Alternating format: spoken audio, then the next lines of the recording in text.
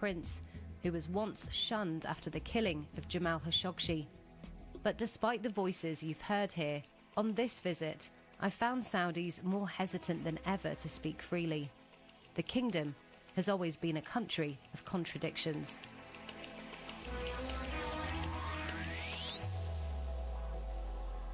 Thanks for listening to Assignment, presented and produced by me, Emily Wither, with Ben Carter. The programme was mixed by Neil Churchill, and the editor of the series is Penny Murphy. That was Assignment from the BBC. I'm Saroja Coelho, and this is CBC Radio 1. Have a great day. Good morning, Manitoba, and hello, Winnipeg. I'm Marcy Marcusa with our team at Information Radio. Thanks so much for joining us on 89.3 FM, 990 AM on the app and on YouTube this morning.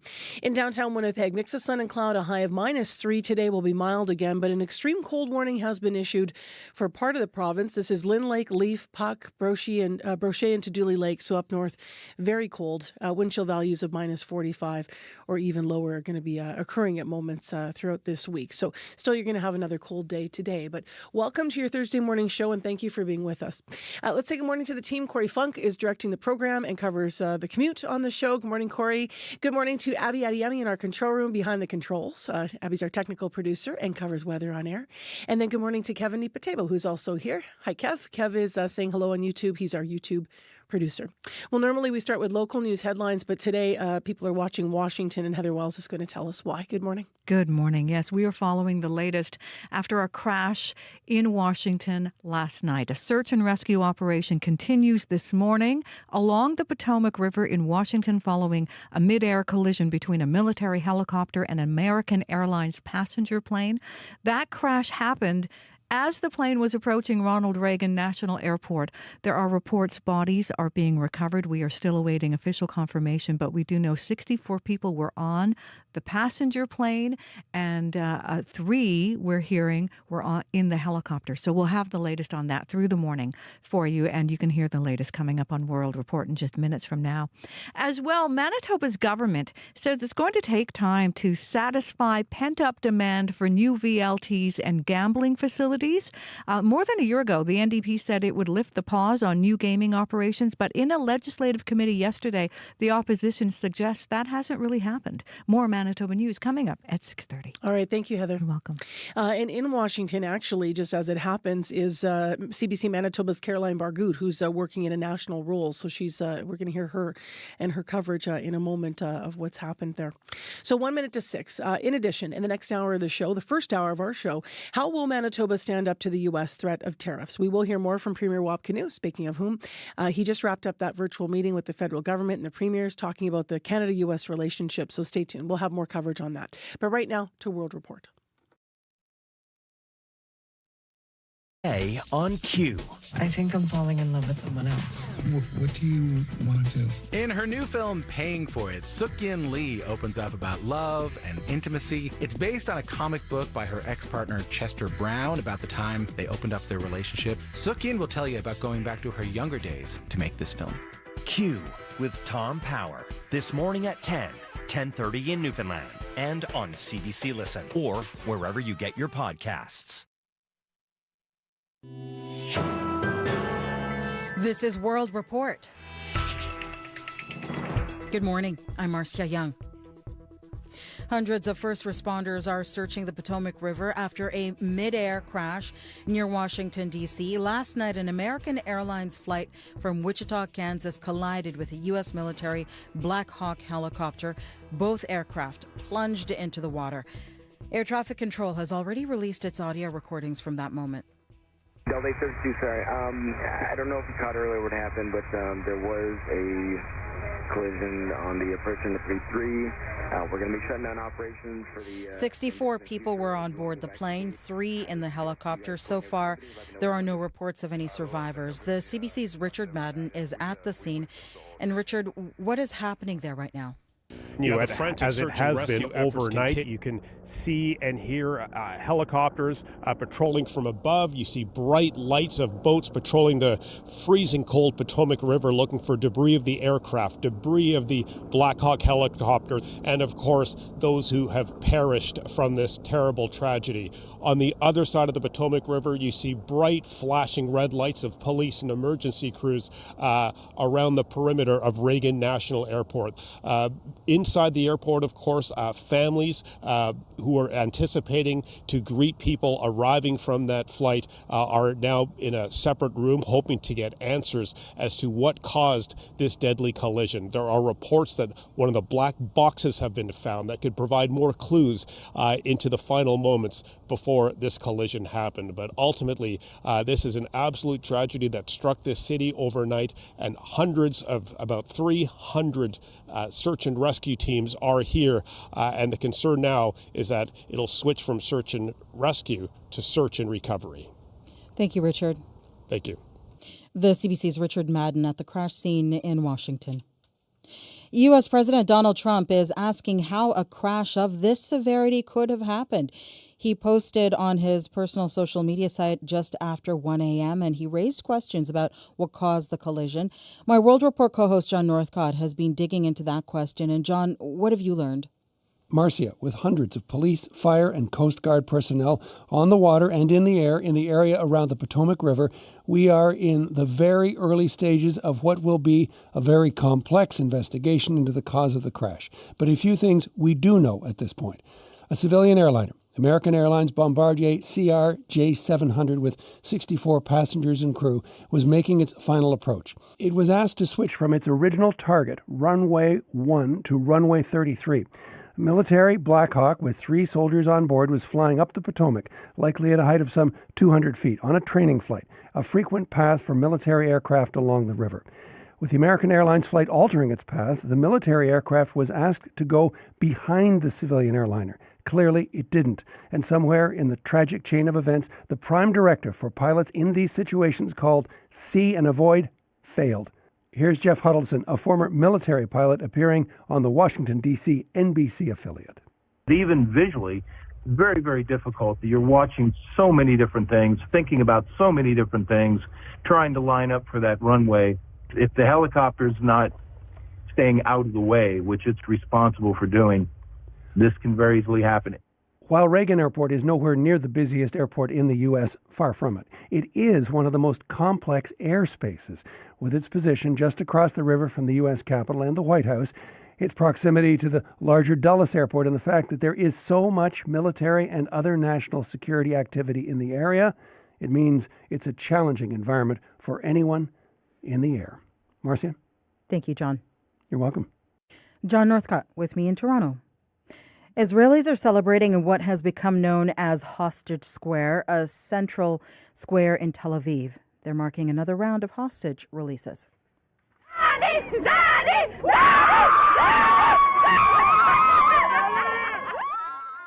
3 Israeli hostages and 5 Thai nationals were freed in an exchange for 110 Palestinian prisoners. Their release is still expected later today. More hostages are expected to be released over the weekend.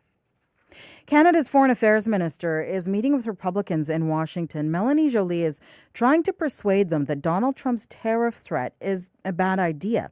The U.S. president could impose a 25% tariff on Canadian goods as early as Saturday.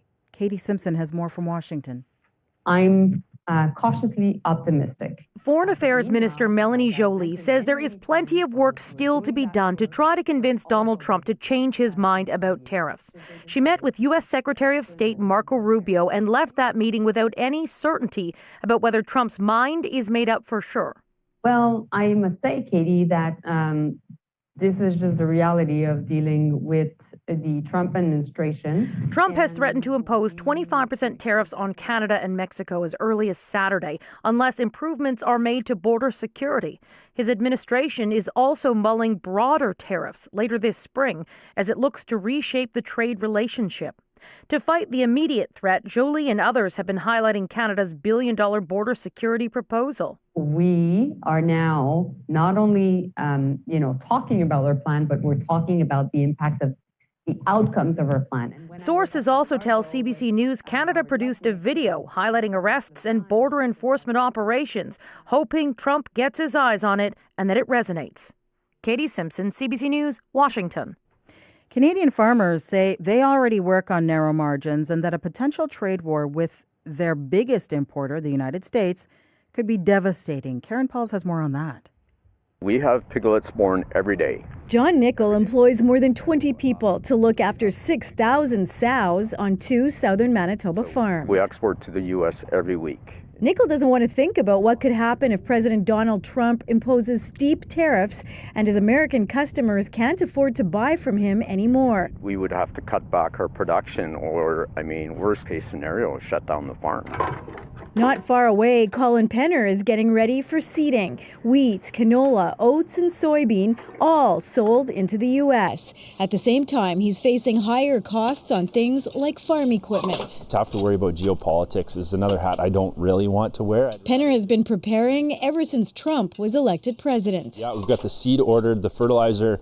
We've locked in interest rates for the next 4 years. That uncertainty is a growing problem as agricultural producers have to decide if they're going to ride it out, look for new markets, or build more processing capacity in Canada, says Fletcher Berrigar, an economist at the University of Manitoba. How much change do I need to make in my own business in the short term to still keep me in a good position for the long term?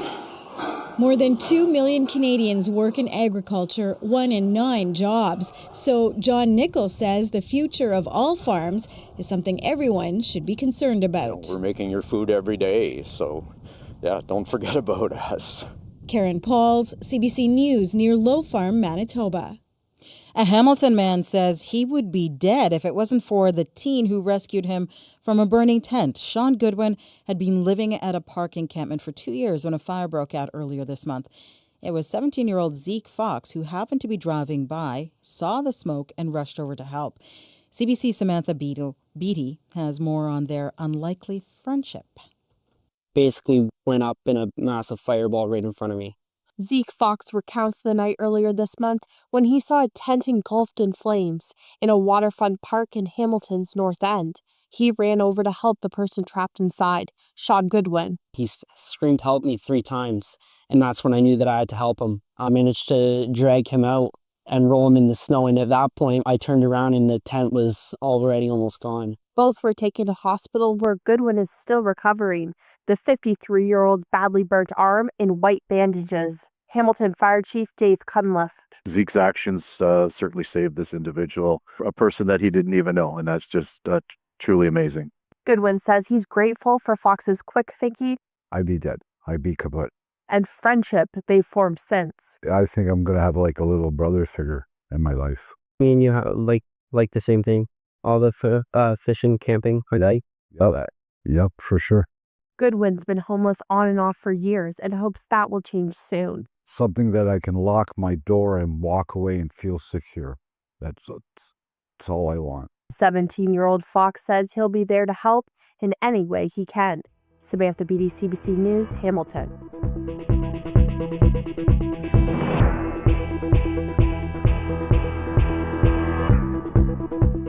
And that is the latest national and international news from World Report. News anytime at cbcnews.ca. I'm Marcia Young.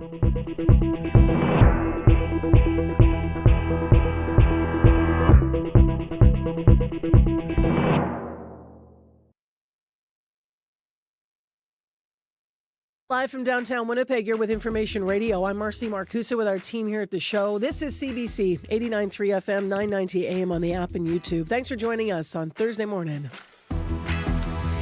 It is in Winnipeg -6 right now. We'll update those temperatures as we go along and get through our morning. It's going to be a pretty decent day, though, here in southern Manitoba.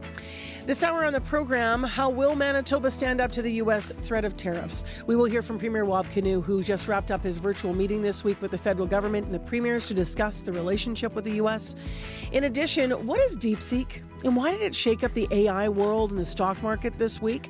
We'll hear more about that. And on our medical column this hour, have you ever Googled your symptoms or looked for medical advice online?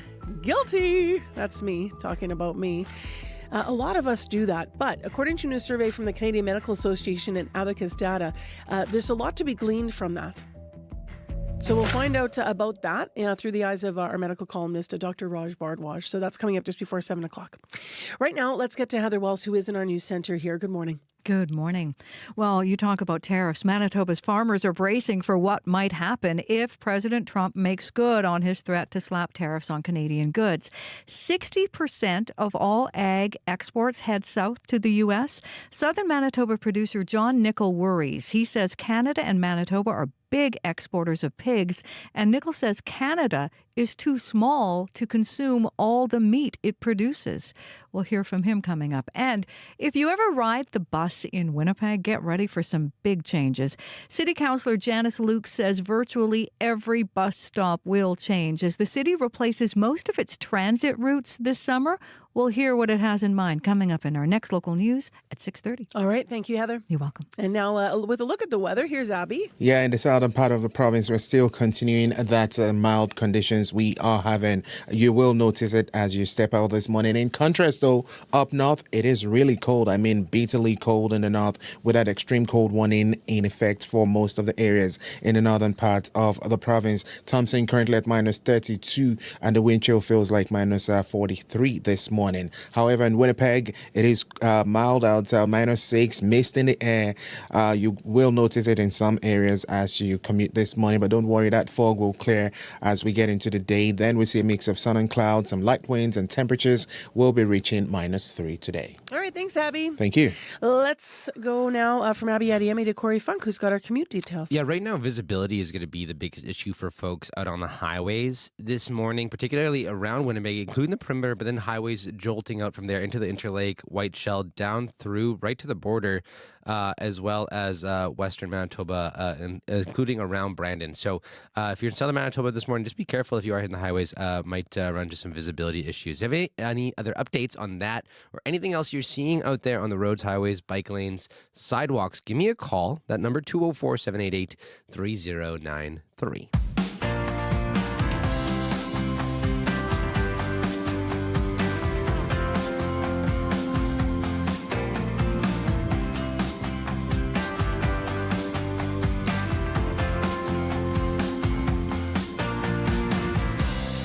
Well, fighting the good fight. That is how Premier Wab Kinew described his game plan when asked how Manitoba is preparing for possible U.S. tariffs on Canada. Kinew maintains a contingency plan will be put in place to protect businesses.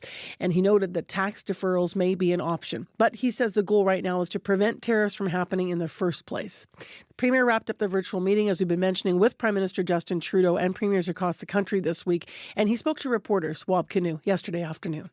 By now, I think most Manitobans have keyed in that this is a real challenge that we're going to be navigating for the next little while. And as the leader of the provincial government, I want to provide reassurance that we are protecting your jobs and we're standing up for the Manitoba economy. To date, we have been very, very active on this file. Going back to the election, we've been laying the groundwork to enhance and improve relationships with the United States of America. That saw us visiting the States a few times last year and laying the groundwork. Earlier this year, we've picked that up with several engagements at the bilateral level, both at the state level, with some of our counterparts in Midwestern states in particular, but also at the federal level with the United States of America, engaging with people in the new administration, as well as people in the Senate, the Congress. We'll be heading down February 12th with a group of premiers to meet with people in the administration and in the U.S. federal government. Of course, we've also committed to building a new trade office in Washington, D.C., and we've been engaging here in Manitoba to take the pulse of business, to ask the advice of workers, and to consult broadly with people across our province to figure out how it is that we can stand up and protect your jobs. And so this led to us formalizing those consultations with a U.S. Trade Advisory Council that we announced within the past week. And we'll be pulling that group together again before the weekend. We also know that the border is a major priority. And so we were along our southern border earlier this week to announce our enhanced presence along the border with the United States of America with an eye towards security, but also in keeping with Manitoba's values to have a humanitarian presence there as well. So this week we have been engaging as the Council of the Federation. That means the other premiers and I had a meeting yesterday. Again, today we had a meeting with the federal government. The Prime Minister and federal ministers were there, as well as the ambassador to the United States. We discussed how the Canadian response is evolving to a potential tariff threat, shared ideas around supports, as well as coordinated some of the efforts that we've been talking about, whether that's to do with the border, law enforcement, and some of these other priority projects as well. So in total, we're spending a lot of effort because this is such an important priority to preserve your ability to put food on the table, to ensure that Manitoba businesses have the ability to keep powering our economy, and to ensure that the average working person has somebody standing up for them. So these are many, many actions that we've taken already. And as we prepare, of course, for the next few days, but realistically for managing this situation over the coming months and years, we are ensuring that we have every tool in the toolbox available to support you as Manitobans. Well, I think at this point, the first thing, and you're going to hear me repeat this time and time again, right now the real focus is on trying to prevent tariffs from being applied in the first place. So the federal government is putting a lot of emphasis, Foreign Affairs Minister Jolie and others at the federal level leaning into this. For us, we're there at the border. We're making investments into supporting the economy. We're trying to just send a message to the U.S. that tariffs aren't needed. We have a secure border. We have a great trade relationship, and this benefits jobs on both sides. Of course, we're looking at contingency plans. In the first instance, we're looking at ways that we can protect industry here in Manitoba, and that means potentially looking at supports for business and workers. We're also looking at those sort of contingency plans if this does become a longer-term situation. You know, what are those subsequent steps? What are those next steps to keep the economy moving here in Manitoba? Well, I think there's a lot of options on the table, and I think one of the reasons why we've pulled together a table, this U.S. Trade Advisory Council, is to give us a sense of where the uncertainty is causing an impact for business, where that risk is weighing on them in particular. So one specific example that I can point to, the potential for tax deferrals. But let's say we go forward into the future and there is a scenario where we have to step up to support your jobs and to support your local businesses, small businesses. Tax deferrals are one option that we have. And the thinking there is, well, if there's a cash crunch, there's a liquidity concern for business, if we can help to just allow people to have a bit of a bridge to more economic stability in the future by delaying the collection of, say, retail sales tax or potentially corporate taxes, then that's one concrete way that we could help. But again, at this point, this is a contingency plan. At this point, one of the things I've been hearing a lot about, including on the call with the First Ministers, is folks don't want to escalate. And so while we still have the ability to try and head off tariffs from being applied, maybe through proactive measures like, you know, enforcement of the border and sending those visible signs that, you know, we're out there with the conservation officers, we're out there with motor carrier. Let's put the emphasis there right now. Later, if there's a need to take a response in like a direct fashion, I mean, that'll be something that we talk about at the appropriate time. But right now the focus is on let's prevent tariffs from being instituted in the first place. You know, there's a ton of manufactured goods, there's a ton of ag goods, there's a ton of energy that goes south from Manitoba to the U.S. That benefits the American economy. But there's a lot of cross-border shoppers who go south as well too. And that powers, you know, the economy of places like Grand Forks and Fargo and contributes to the Twin Cities. So there's a real win-win scenario here. If tariffs get applied, Canada's response has to be noticed. We can't be a punching bag. And we have to get our elbows up and let other folks know that we're in the ring there too. But again, as Canadians, like our response is always going to be like, friendly Manitoba, sorry, you know, let's try and get things on a good footing here. But of course, just as you see at a hockey game, you know, if you push too hard, then we have to stick up for ourselves. That's Manitoba's Premier Wab Kinew speaking to reporters about how Manitoba will push back against potential U.S. tariffs. For more on this story, you can visit our website, cbc.ca/Manitoba, and we'll have a deeper look at this as well as preparations continue. We're getting closer to that February 1st date, which is the date that Trump threw out as potential, you know, confirming when this is going to happen. So we're going to have a bigger interview on this coming up in about an hour from now here on the show. Breaking news happens anywhere, anytime. Police have warned the protesters repeatedly, get back. CBC News brings the story to you as it happens. Hundreds of wildfires are burning. Be the first to know what's going on and what that means for you and for Canadians. This situation has changed very quickly. Helping make sense of the world when it matters most. Stay in the know. CBC News. Well, people this morning are trying to make sense of what happened over Washington. American Airlines plane, a plane with 64 people aboard, collided with an Army helicopter near Washington. Russia has confirmed a former pairs figure skating world champions, a couple were on board. And so we're hearing more about what is developing this morning. It's still very much a developing story, but we'll have the latest for you in part of Heather's News at 6:30, but then also in the next half hour of the program as well. You can go to our website if you want the very latest right now. It is -6 in Winnipeg. It's calm, and a high of -3 in the city today. Very different up north. In Thompson right now, it's clear, and it's -34. Well, next on the show, a Chinese AI company has been shaking up the AI world in the past few days. DeepSeek debuted a chatbot last weekend. It mirrors the same capabilities as OpenAI's chatbot at a fraction of the cost. Now, the arrival of the Chinese firm rocked the stock market on Monday. It also created questions, though, and concerns about privacy, data security, and intellectual property in the AI space. For more on the story, we have Carmi Levy with us, tech analyst and journalist. Good morning to you. Good morning, Marcy. Great to be with you. So what do we know about this DeepSeek? It almost seems like it came out of nowhere, but it actually goes back about a decade.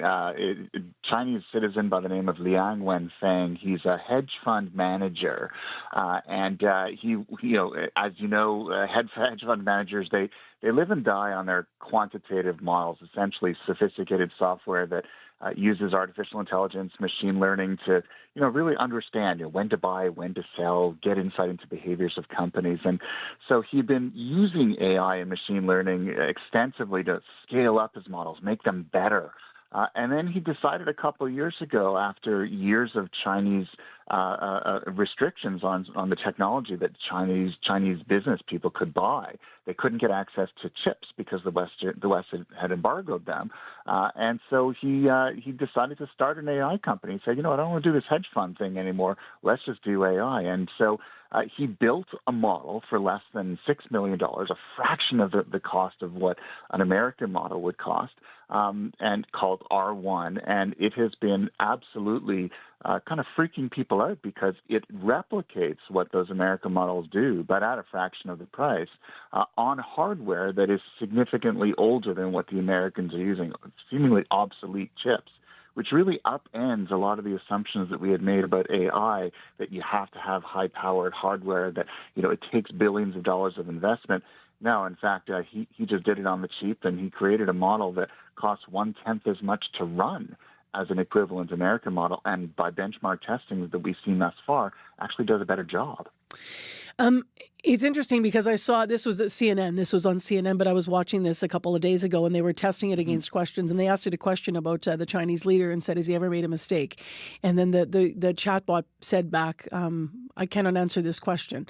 So, there's going to be things there that people are going to be noticing about, how it's programmed to respond.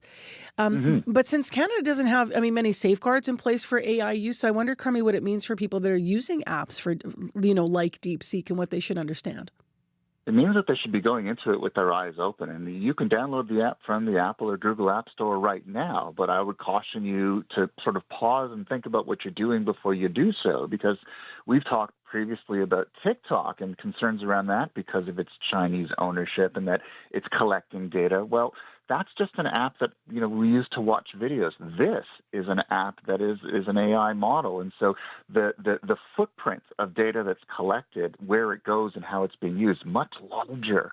Because in fact, as you're using an AI model, the very prompts that you're typing in, the answers that it returns, those are used then to train the model in future. And so are you really comfortable having all that information flow back to a company that's based in China that may or may not have those connections with the Chinese government. So, and at the same time, here in Canada, we don't have legislative protection. We had a bill C-27, that included the Artificial Intelligence and Data Act that would have given us more protections, but that looks like it's going to die on the docket before the next federal election. So, go into it with your eyes open, because you never quite know what you're dealing with when the company, the AI company in particular, is not American-based.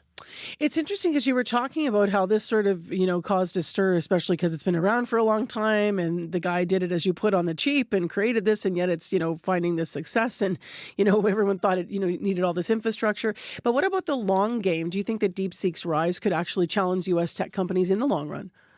I think it certainly can, and we've got a little taste of it earlier this week when the stock market absolutely crashed as investors realized what this actually meant, that assumptions about how AI is built and run no longer apply, and that the barriers to entry are a lot lower than we thought they were. And so I think China served notice, and this is merely one product from one company, but it's an open source product, which means now any developer in the world, in China or beyond, can take that technology and build on top of it license-free. And so I think this is really the first shot in a very protracted war. It looks like China won the first battle, of course, but it means that we are going to see more Chinese startups who are now emboldened by the DeepSeek experience.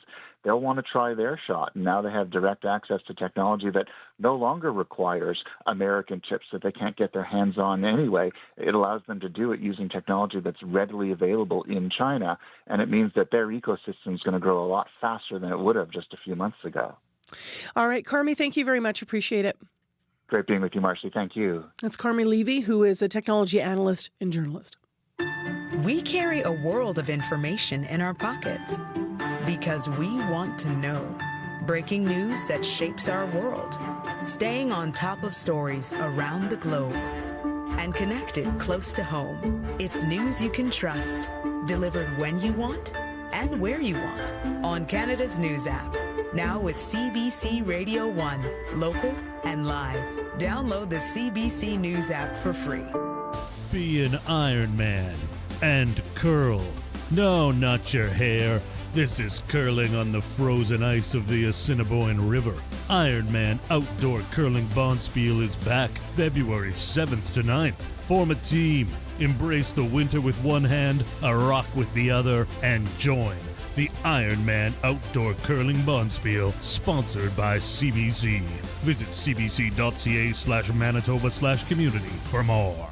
On Monday, we're going to launch a contest around Ironman curling. We have one really lovely prize pack. If we get enough stories, we'll split it in two, okay? But if one of you knocks it out of the park, then one of you is going to win all the swag. So we'll tell you all about it on Monday. We've got this awesome prize pack for you, and we're going to be asking you something about curling. So make sure you're listening to the show on Monday. If you're thinking, ooh, I've got lots of curling stories. We'll launch that Monday here on Information Radio. This morning, Thursday morning here, let's have a look at what's going on in traffic around town. So first of all, in Winnipeg, McPhillips and Jarvis, traffic signals are flashing red in all directions. So treat that as a four-way stop, McPhillips and Jarvis. Expect delays as well for southbound McPhillips, even though it's early. Also around, as Corey's been mentioning, the commute is a little bit challenging for visibility on highways around southern Manitoba. That does include the perimeter as well. So take it easy. Just note that. You might run into some visibility challenges. And if you have anything to update us on, please use the commuter line at 788-3093. Still ahead, the Bank of Canada has cut its key interest rate by 0.25 percentage point. But what people really wanted to know following the announcement yesterday is what will it do if there is a trade war with the U.S.? So we'll get that context from Christelle Ramlichan with Business News. Also, we'll find out why Meta is agreeing to pay Donald Trump $25 million. So Christelle will have those stories and more coming up still ahead in this half hour. And then later in the program, I just want to mention later in this half hour that we will have an update on what we understand, what is developing in Washington about the plane crash that happened there overnight. But first, let's hear the very latest on that story and more from Heather Wells. It's time for your CBC Winnipeg News. This is CBC News. Good morning. I'm Heather Wells in Winnipeg. At 6:30, it is -6. Any fog we have now is going to be replaced by a mix of sun and clouds this afternoon, and continuing mild and messy, a high today of -3. Rescue teams are looking for survivors in the Potomac River in Washington, D.C. after a passenger plane collided in midair with the U.S. Army Black Hawk helicopter. At least 300 emergency responders are braving cold weather to look for the 64 people on the plane and 3 soldiers on the helicopter. That plane was flying from Kansas. The Kansas Senator Roger Marshall says his thoughts are with the families of those involved. It's really hard when you lose, probably over 60 Kansans simultaneously, and I don't want to forget the pilots and the flight attendants. Among the passengers on that flight from Kansas is a group of figure skaters, their coaches and family members. They were returning from a development camp that followed the U.S. Figure Skating Championships in Wichita. U.S. Figure Skating has released a statement saying, quote, "We are devastated by this unspeakable tragedy." You can hear the latest on what's going on in Washington, as well as other national and international news, coming up on World Report at 7. Here in Winnipeg, the city's transit system is now 5 months away from replacing its entire route system. Most of Winnipeg's existing bus routes are going to be replaced June 29th. The city's moving from a hub and spoke model, where most buses go downtown, to a spine and feeder system where riders can reach more destinations, but will also have to transfer more often. Kevin Sturgeon is a senior planner for Winnipeg Transit. We, of course, need to maintain a very high level of service to downtown, and that's what we're doing. But we're also giving people a lot more flexibility to go from anywhere to anywhere at any time of day, any day of the week. And compared to today's network, that'll just be significantly better. Now, we should say routes in southwest Winnipeg will not change. The new model was applied to that quadrant of the city back in 2020. Manitoba farmers are concerned about U.S. President Donald Trump's tariff threats. Agriculture and agri-food accounts for 7% of Canada's GDP, with 60% of ag exports heading south. Colin Penner grows wheat, canola, oats, and soybean near Elm Creek, all of it sold into the U.S. We definitely can't eat our way out of, I look at our farm, if the price drops, it would be catastrophic for us. We've got our budgets in place and we've sort of figured things out how we can make it work, but as an net exporter, it wouldn't be a great thing for the Canadian economy. It wouldn't be great for Manitoba, and it wouldn't be great for any farm. Penner has already ordered his seed and fertilizer and locked in interest rates for the next 4 years. But if there is a trade war, he faces higher costs on things like farm equipment. The American election result and tariff threat from President Trump are already changing how and where some Manitobans are shopping. Rosanna Hempel explains. They actually use the Canadian flag. Maria Askham is checking her grocery labels more closely these days. It's the one thing we can do as Canadians to support, promote our country. At the top of her list is Canadian and Manitoba products over American ones. Conversations around tariffs are also happening at Brandon's Chez Angela Bakery.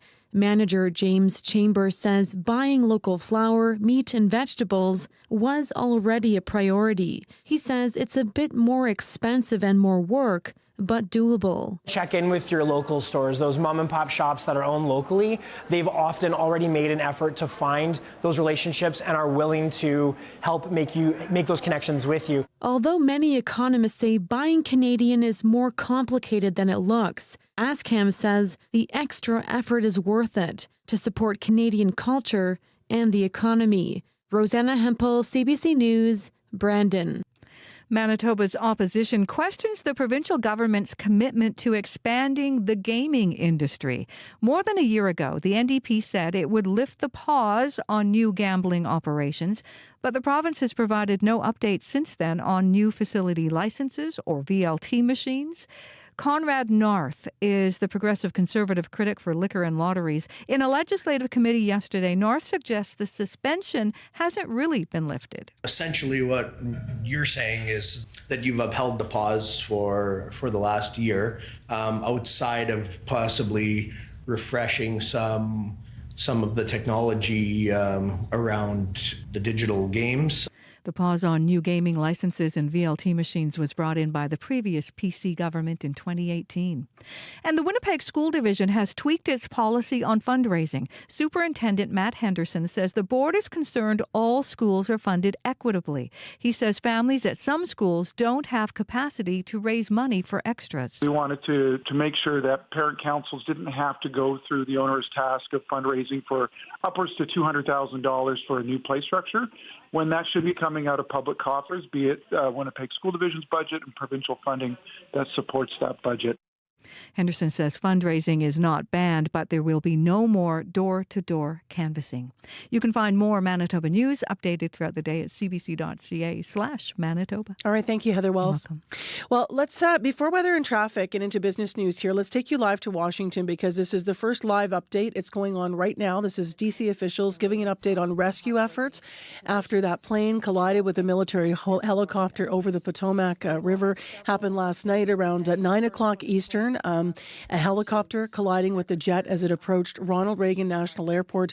64 people were on board the jet. The helicopter had 3 armed forces members. All are feared dead. And here's the very latest as it's from a live press conference going on right now in D.C. Sean Duffy here, Secretary of Transportation. We wish we were gathering for different purposes today.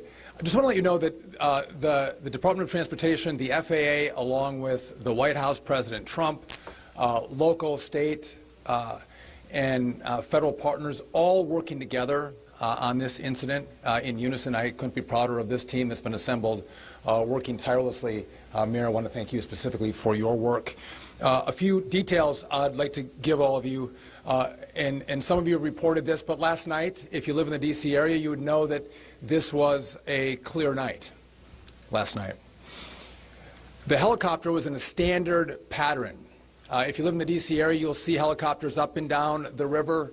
This flight pattern is seen oftentimes when you live in D.C. This was a standard flight pattern last night as well. The American airline flight coming into land was in a standard flight pattern as it was coming into DCA. So this was not unusual with a military aircraft flying the river and aircraft landing at DCA. And again, if you live in the area, you'll see that frequently with those 2 aircraft working together. As many of you have reported, we have located the 2 aircrafts. The fuselage of the American airline plane was inverted. It's been located in 3 different sections. It's in about waist-deep water, so that recovery is going to go on today as that recovery takes place of the fuselage of the aircraft.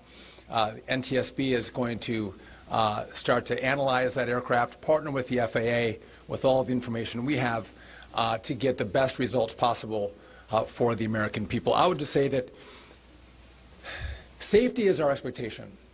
Everyone who flies in American skies expects that we fly safely, that when you depart an airport, you get to your destination. That didn't happen last night.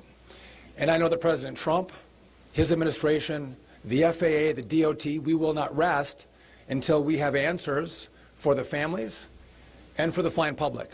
You should be assured that when you fly, you're safe. Thank you.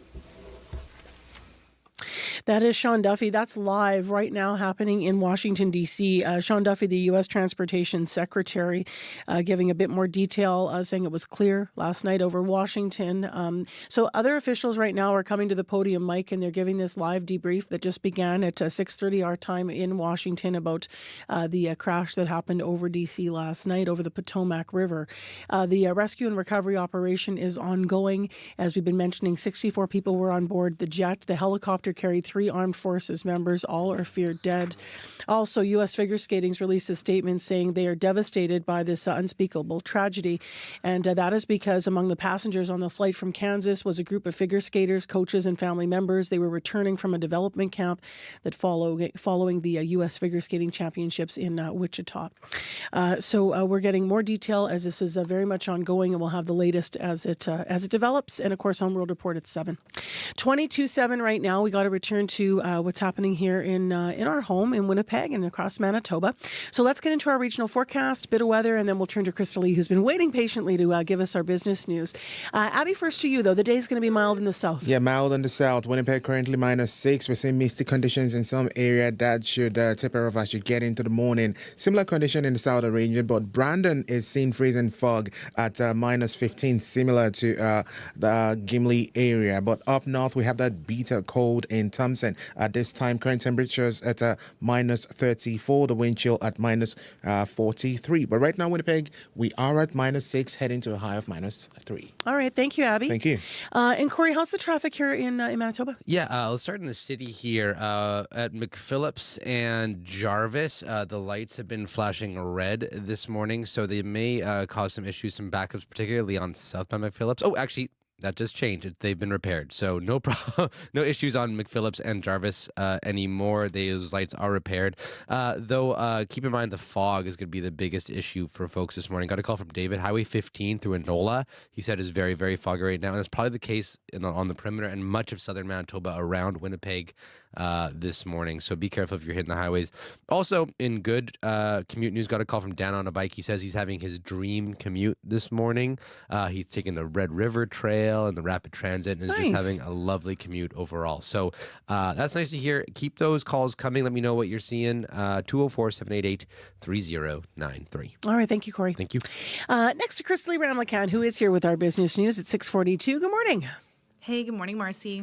So let's talk about the Bank of Canada. They cut the key interest rate 1/4 percentage point. But I think, I was saying this before, what people really want to know is what's that going to do if there's a trade war that develops with the United States? Yeah, so Tiff Macklem, the Bank of Canada's governor, was asked several times at a press conference yesterday about tariffs, but he warns that there's little the central bank can do to offset the impact of tariffs. We don't know what new tariffs will be imposed, when, or how long they will last. We don't know the scope of retaliatory measures or what fiscal supports will be provided. And even when we know more about what is going to happen, I do need to be clear, it's still going to be difficult to be precise about the economic impacts because we have little historical experience with tariff changes of the magnitude that the U.S. is contemplating. But he did say the more the economy can get on a solid footing, the better. And as for the other effects of the lower key interest rate, homeowners with variable rate mortgages are going to pay less interest. For those renewing or getting new mortgages, fixed rates are set to decrease slightly. And some experts say this could increase affordability for some and spur activity in the housing market. But if we do see tariffs and the economy sees more unemployment, it could stop that. And real estate experts say there are still various factors affecting demand in the market, including lower immigration targets, a lagging condo market in some places, and economic uncertainty. Let's go to another story. Why is Meta agreeing to pay Donald Trump $25 million? Yeah, so this is to settle a lawsuit filed by Trump after the company suspended his accounts following the January 6th attack at the Capitol. So it's just the latest instance of a large corporation settling litigation with the president who has threatened retribution on his critics and rivals. $22 million will go toward a nonprofit that will become Trump's future presidential library, and then the rest is going to go toward legal fees. Now, Meta CEO Mark Zuckerberg visited Trump in November at his private Florida club as part of a series of tech, business, and government officials who made that pilgrimage to try to mend fences. And at the dinner, Trump brought up the litigation and suggested that they resolve it, kickstarting 2 months of negotiations between the parties. So Meta also made a $1 million donation to Trump's inaugural committee, and Trump actually filed this suit months after leaving office, calling the action by social media companies illegal, shameful censorship of the American people. So Twitter, Facebook, and Google are actually all private companies, and users must agree to their terms of service to use their products. And under the 1996 Communications Decency Act, social media platforms are allowed to moderate their services.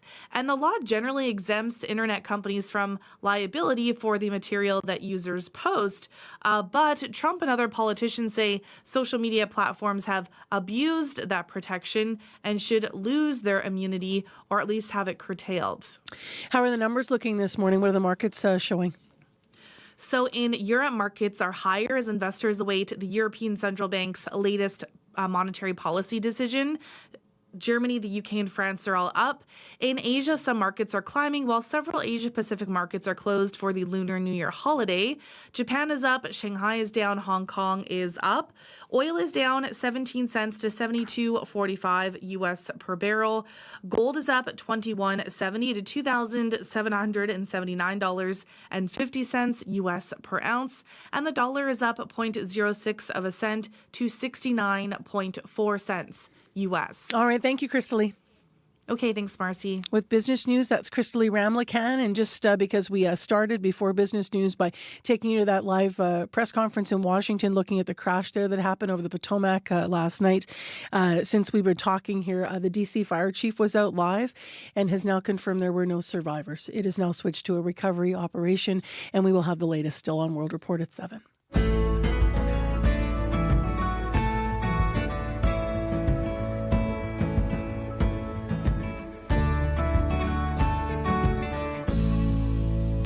It is 6:46 a.m. It's -6 in Winnipeg. Winds are calm. Brandon, misty, -15. Thompson, clear and -34. And an extreme cold warning for Lynn Lake, Leaf, Puckatawagan, Brochet, and Tadouli with periods of wind chills where it'll feel like -45. In the south, there's fog issues. Heather just popped in actually saying we're getting reports of fog around Landmark this morning. So that's obviously, around Steinbach and to the southeast. We also know that the visibility on the perimeter and in a lot of the highways in southern Manitoba is challenging today. So keep that in mind if you're heading out on your commute. And call Corey if you have an update at 788-3093. Well, Winnipeg-based singer-songwriter Lucas Rogers back. He stepped back from his touring life to focus on his career as a luthier, building and fixing guitars for musicians in Manitoba. But now he's back in the spotlight. From his debut solo album, Finite Light, this is Upstairs Window, Lucas Rogers on CBC.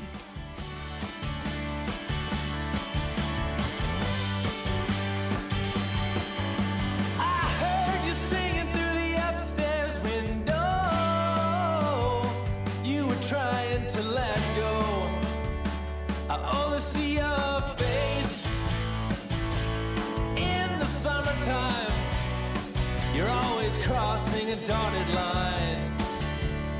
Say if you're looking, you know you're gonna find trouble.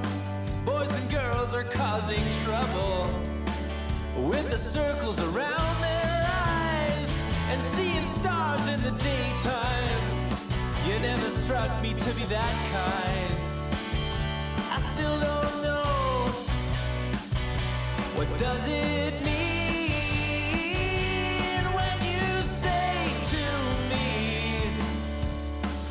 Talk to you later. Oh, you never talk to me later.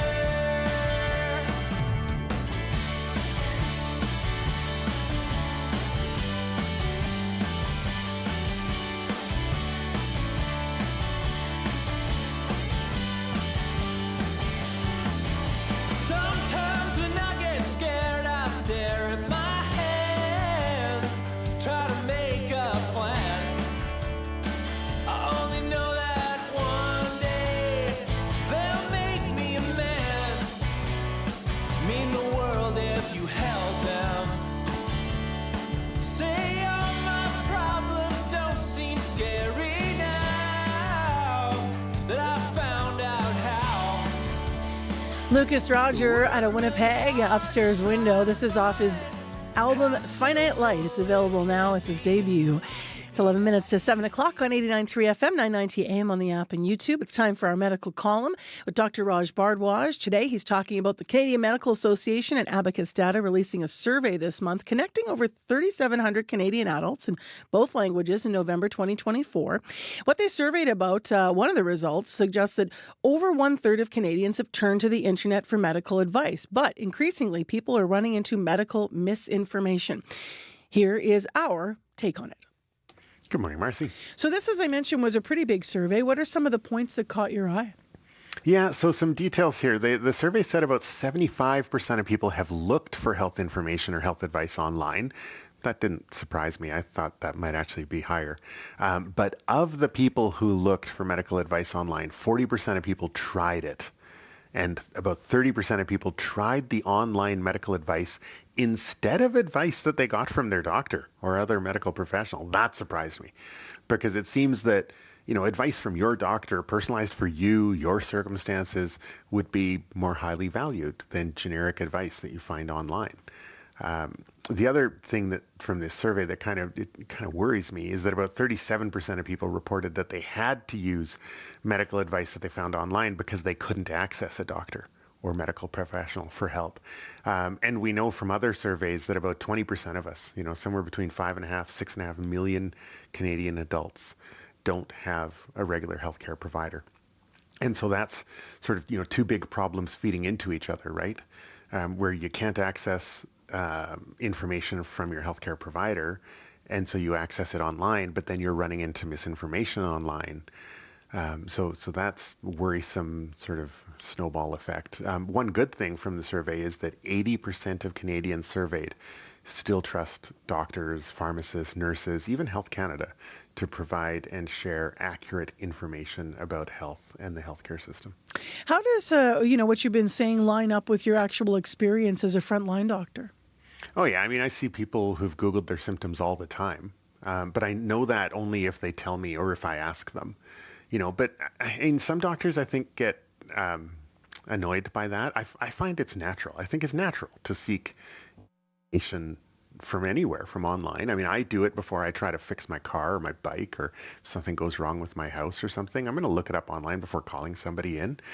Or going to take my car in or something like that. But I have seen people whose conditions have gotten worse because of what they've tried after, reading it or trying it online or whatever. But I've seen people who have gotten worse because they couldn't access healthcare either, and I've definitely seen people who were more worried, usually unnecessarily, about their symptoms or whatever was going on after Googling versus before they Googled.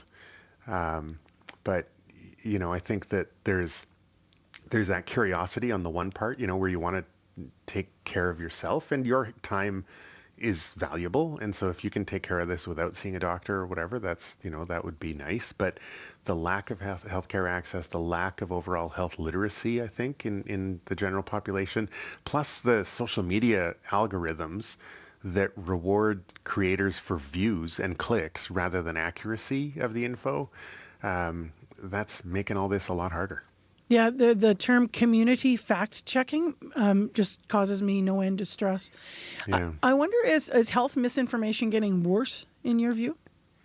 Yeah, I mean, it sure seems to be in terms of the stuff that I encounter when I'm online. But, it's not just me. The survey, this big survey, says that Canadians' encounters with healthcare misinformation is increasing at a pretty amazing speed. The analysts at Abacus Data say that they figure that the change is increasing month to month, like it's a measurable worsening month to month, not just year over year. And they say that it might be getting worse because the media landscape seems to be fragmenting. About 1 in 4 Canadians under the age of 30, according to this survey, say that their primary news source is TikTok. And that's increasing year over year as well. Whereas for older Canadians, they still tend to get their info from traditional media like TV and radio. This is the second year they've done the survey, and they say, yeah, more people are encountering misinformation on social media. And I think the particular issue with health information is that there's a lot of ways that it can be wrong, right? It can be wrong just because it's wrong, it's inaccurate. But it can be wrong for you because it's out of context. Maybe they did a study on, people in a nursing home, and now you're applying it to a 20-something-year-old. Well, that's not the same population. Or it could be wrong because it's outdated. So it didn't used to be wrong, but you know what? We have tested our beliefs and our treatments, and we've refined our approach to diagnosis and treatment based on evidence. And so we have made an advance in medicine, let's say, right? And then that advancement gets posted online, but the older, now out-of-date info doesn't necessarily get removed, right? And so it can be wrong just because it used to be right, but it's no longer right. What do you think people can do to protect themselves from health information, no matter where it's coming from? Yeah, I mean, I don't think there's a simple solution, of course, and I think misinformation in general is a big problem, not just health information. But one thing that you can do is look at who's creating the info that you're consuming. Is it a doctor, a researcher? Is it someone or some group with credibility in the field? Or is it an influencer who might have more to gain from, just views and clicks than from sharing legitimate, peer-reviewed, up-to-date information? So there are a couple of groups who are very good at this. There's the Canadian Medical Association has started a campaign called Healthcare for Real that has good information about the healthcare system and about misinformation. And there's another campaign out there called Science Up First, which is fantastic. It actually comes from the Canadian Association of Science Centers. And it is out there to help people increase their health literacy and their science literacy. So they put out stuff about health information and about misinformation and things like that. So look for good information from groups like Healthcare for Real and Science Up First. And then the other thing I would say is just trust wisely. Don't believe something is accurate just because it's popular, right? Because the trust or the measure of sort of accuracy in social media is often just how popular is it, how many people have looked at it or shared it, things like that. But then you're trusting the algorithm, not the information. And please don't blindly trust the algorithm. And don't feed the algorithm blindly either, right? Be critical about what you engage with, what you share online, things like that. Because there are people sharing good information online. There's the doctors, there are groups like Science Up First and Healthcare for Real. And it's heartening to see that the vast majority of Canadians continue to trust those sources as well. And, I, for one, don't take that trust lightly. I do not either. Thank you very much, Dr. Bardwash. Appreciate it. Thanks, Marcy. That's our medical column with Dr. Raj Bardwash. Let's turn to Heather Wells now for developing news in Manitoba. Good morning. Good morning. And an update continues, a live update from Washington talking about that plane crash in the Potomac River. It happened last night. The search and rescue has now become a recovery operation, as authorities are saying everyone on the American Airlines jet that collided with an Army helicopter while landing at Reagan National Airport is feared dead. The jet was carrying 64 people. 3 people were in the helicopter. So you'll hear the latest on that coming up on World Report. Manitoba's government says it will take time to satisfy pent-up demand for new VLTs and gambling facilities. More than a year ago, the NDP said it would lift a pause on new gaming operations, but in a legislative committee yesterday, the opposition suggests that has not really happened. We'll hear more in Next Local News coming up at 7:30. All right. Thank you, Heather. You're welcome. Let's get into what's happening on the ground here in Manitoba. We're getting a lot of calls on the commuter line about thick fog, particularly southeast of Winnipeg. Catherine, driving on Highway 59, turning onto 52 to Steinbach, says she couldn't see anything but headlights at points. So really thick fog. It's an issue across the south this morning, including on the perimeter. So be careful on those highways. And note that if you can maybe delay until the fog lifts. 788-3093 if you want to update anything on traffic. -6 in Winnipeg. We are clear in the city of Winnipeg. Today, a mix of sun and cloud and a high of -3 and an extreme cold warning for the north. In Lynn Lake, Leaf Rapids, Pukatuwagan, Brochet, and Tuduli Lake. That's ongoing. It's been cold all week. Wind chills will feel like -45. Well, are you waiting for the bus this morning? And are you waiting for changes that are coming to the system?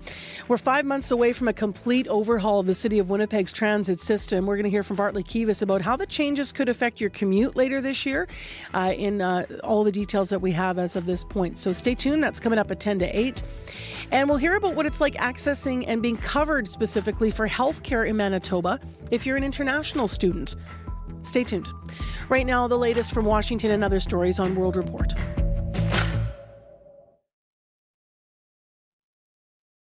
Today on The Current. We're going to call this policy Build It in America Plan.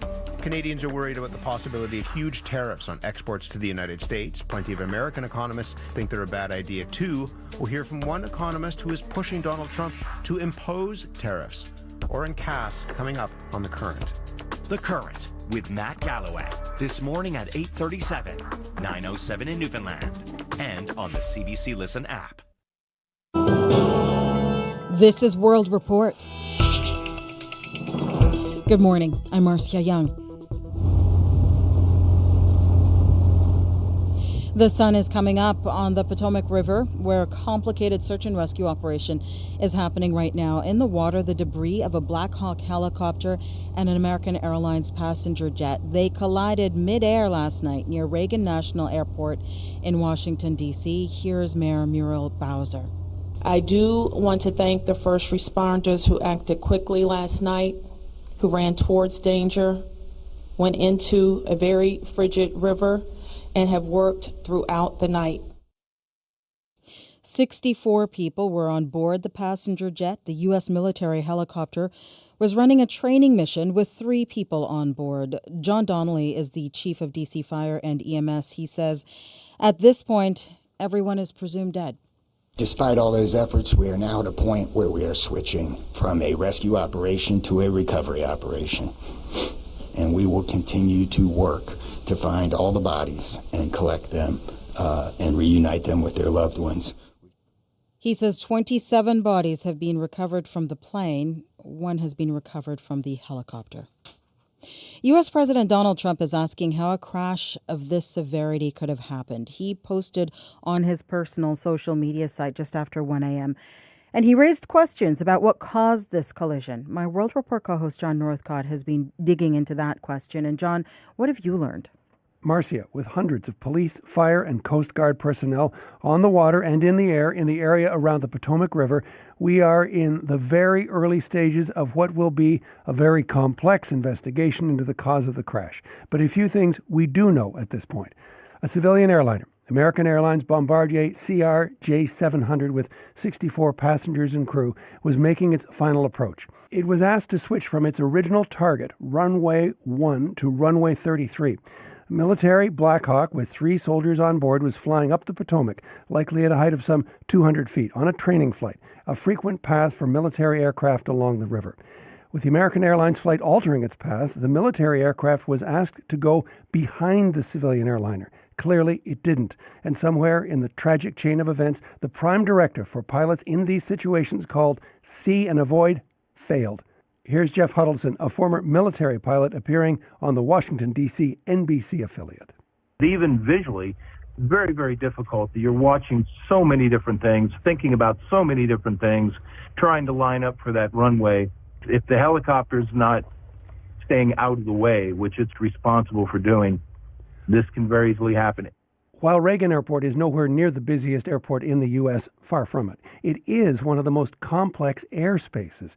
With its position just across the river from the U.S. Capitol and the White House, its proximity to the larger Dulles Airport, and the fact that there is so much military and other national security activity in the area, it means it's a challenging environment for anyone in the air. Marcia? Thank you, John. You're welcome. John Northcott with me in Toronto.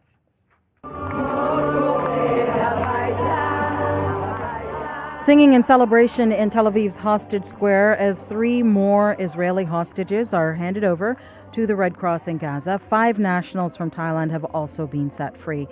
Later today, more than 100 Palestinians will be released from Israeli prisons. The CBC's Sasha Petrusik is in Jerusalem. And Sasha, what is the latest?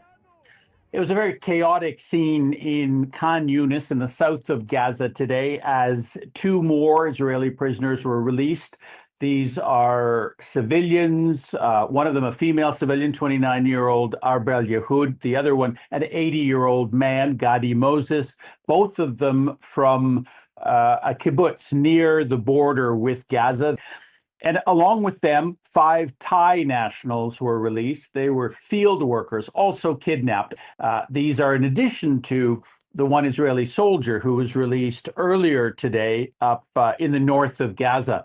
If all goes according to plan, the next step is for Israel to release 110 Palestinian prisoners who have been kept in Israeli jails on various charges, some of them very serious charges, serving life sentences. Others, we are told, are going to be children and women who have also been picked up at various times for different reasons and held in Israeli jails. Israel's ban on UNRWA, the UN's aid relief arm in Gaza, begins today. How could that affect the ceasefire? It is feared to have a big impact on the ground.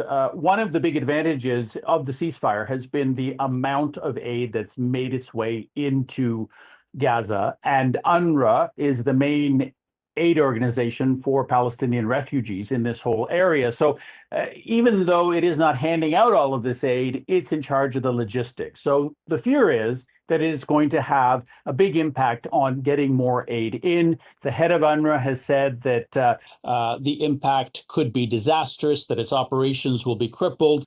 Israel has accused UNRWA of being infiltrated by Hamas terrorists. UNRWA and the UN have basically said that's not true. We've investigated. There are 10 we found with some connections, and we've severed ties with those. All right. Thank you, Sasha. My pleasure. The CBC's Sasha Petrusek in Jerusalem. Canada's Foreign Affairs Minister is meeting with Republicans in Washington. Melanie Joly is trying to persuade them that Donald Trump's tariff threat is a bad idea. Katie Simpson has more from Washington. I'm cautiously optimistic. Foreign Affairs Minister Melanie Joly says there is plenty of work still to be done to try to convince Donald Trump to change his mind about tariffs. She met with U.S. Secretary of State Marco Rubio and left that meeting without any certainty about whether Trump's mind is made up for sure. Well, I must say, Katie, that this is just the reality of dealing with the Trump administration. Trump has threatened to impose 25% tariffs on Canada and Mexico as early as Saturday, unless improvements are made to border security. His administration is also mulling broader tariffs later this spring as it looks to reshape the trade relationship. To fight the immediate threat, Joly and others have been highlighting Canada's billion-dollar border security proposal. We are now not only, talking about our plan, but we're talking about the impacts of the outcomes of our plan. Sources also tell CBC News Canada produced a video highlighting arrests and border enforcement operations, hoping Trump gets his eyes on it and that it resonates. Katie Simpson, CBC News, Washington. A former Catholic priest charged with sexually abusing children in Nunavut in the 1970s and 80s is expected to be sentenced in Iqaluit today. Eric DeJager pleaded guilty last week, and now one of his victims is speaking. The CBC's Emma Trentner has more and a warning to our listeners.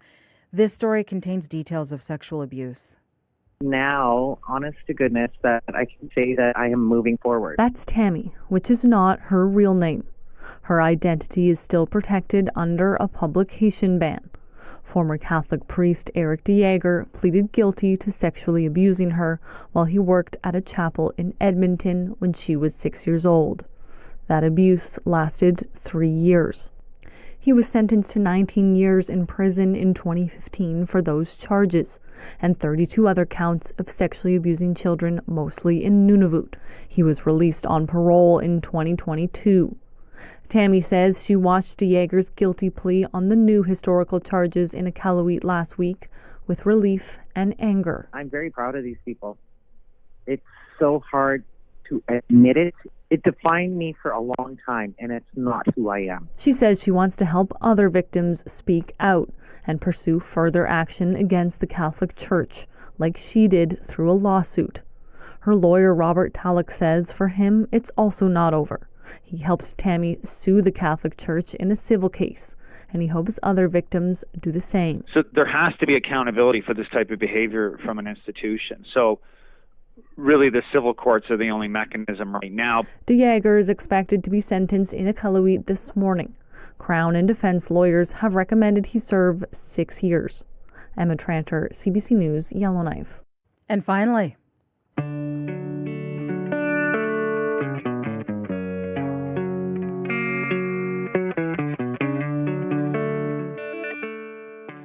Red Hot Chili Peppers will perform at a fundraiser in Inglewood, California this evening. It is a benefit for the firefighting efforts in the Los Angeles area. Thousands of people lost their homes and businesses. Some of the other artists expected to perform tonight: Lady Gaga, No Doubt, and Alanis Morissette. Sometimes I feel like I don't have a partner. Sometimes I feel like my only friend is the city. That is World Report.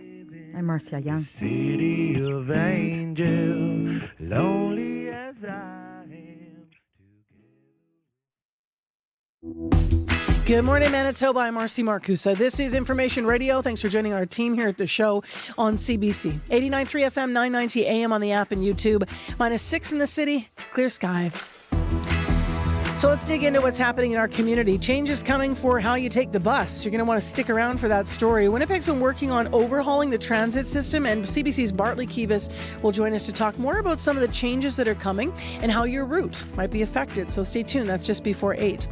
In addition, what is it like to access coverage for healthcare in Manitoba if you're an international student? That is one of the topics of conversation that came up earlier this week when we were on site at the University of Manitoba for a special town hall focusing on the lives and challenges of international students province. So we're going to hear one of the interviews that came of that gathering at 7:40. In a moment, though, Heather Wells is going to join us with an update on headlines. Good morning, Heather. Manitoba's farmers are bracing for what might happen if U.S. President Trump makes good on a threat to slap steep tariffs on Canadian goods. 60% of all ag exports head south to the U.S. Southern Manitoba producer John Nickel worries. He says Canada and Manitoba are big exporters of pigs, and Nickel says Canada is too small to consume all the meat it produces. We'll hear more from him coming up. And Manitoba's government says it's going to take time to satisfy pent-up demand for new VLTs and gambling facilities. More than a year ago, the NDP said it would lift a pause on new gaming operations, but in a legislative committee yesterday, the opposition suggests that has not really happened. I'll be back with more Manitoba news at 7:30. Thank you, Heather. You're welcome. Abby Adeyemi has our forecast. Across the province, the southern regions dealing with freezing fog and mild temperatures this morning, while the northern regions seeing extreme cold warning in effect and that dangerous wind chill in Thompson. Though down south, we are seeing temperatures hover around -8, and the fog is a concern this morning for some areas outside the city limits. And we'll head to -3 in Winnipeg. The fog is getting, causing the commuter line, as you can imagine, too, right, Corey? Yeah, pretty much right across southern Manitoba. Just got a call from commuter Keith. He was driving from Glenborough to Brandon. He said bad fog in southwestern Manitoba, but then hearing about fog all the way to the Steinbach area through to the White Shell. So if you're in southern Manitoba this morning, just assume if you're on the highways, visibility will probably be quite poor. So that's the biggest issue this morning. Haven't heard of anything else. But if you see something going on, if you're walking, biking, driving, give me a call on the CBC commuter line. I'll let folks know what you're seeing. 204-788-3093.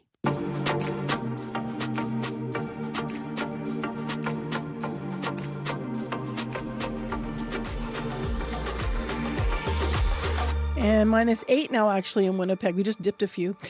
Next on the program, let's build on what Heather was talking about. We are inching closer to President Donald Trump's February 1st tariff deadline. It's on the weekend, and a possible trade war with the U.S. In anticipation, the federal government and the provincial premiers have been preparing for the economic fallout. Manitoba Premier Wab Kinew spoke to reporters yesterday about our province's plans to respond.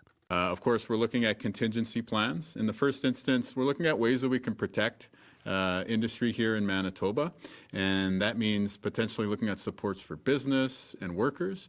We're also looking at those sort of contingency plans if this does become a longer-term situation. What are those subsequent steps? What are those next steps to keep the economy moving here in Manitoba? So one specific example that I can point to, the potential for tax deferrals.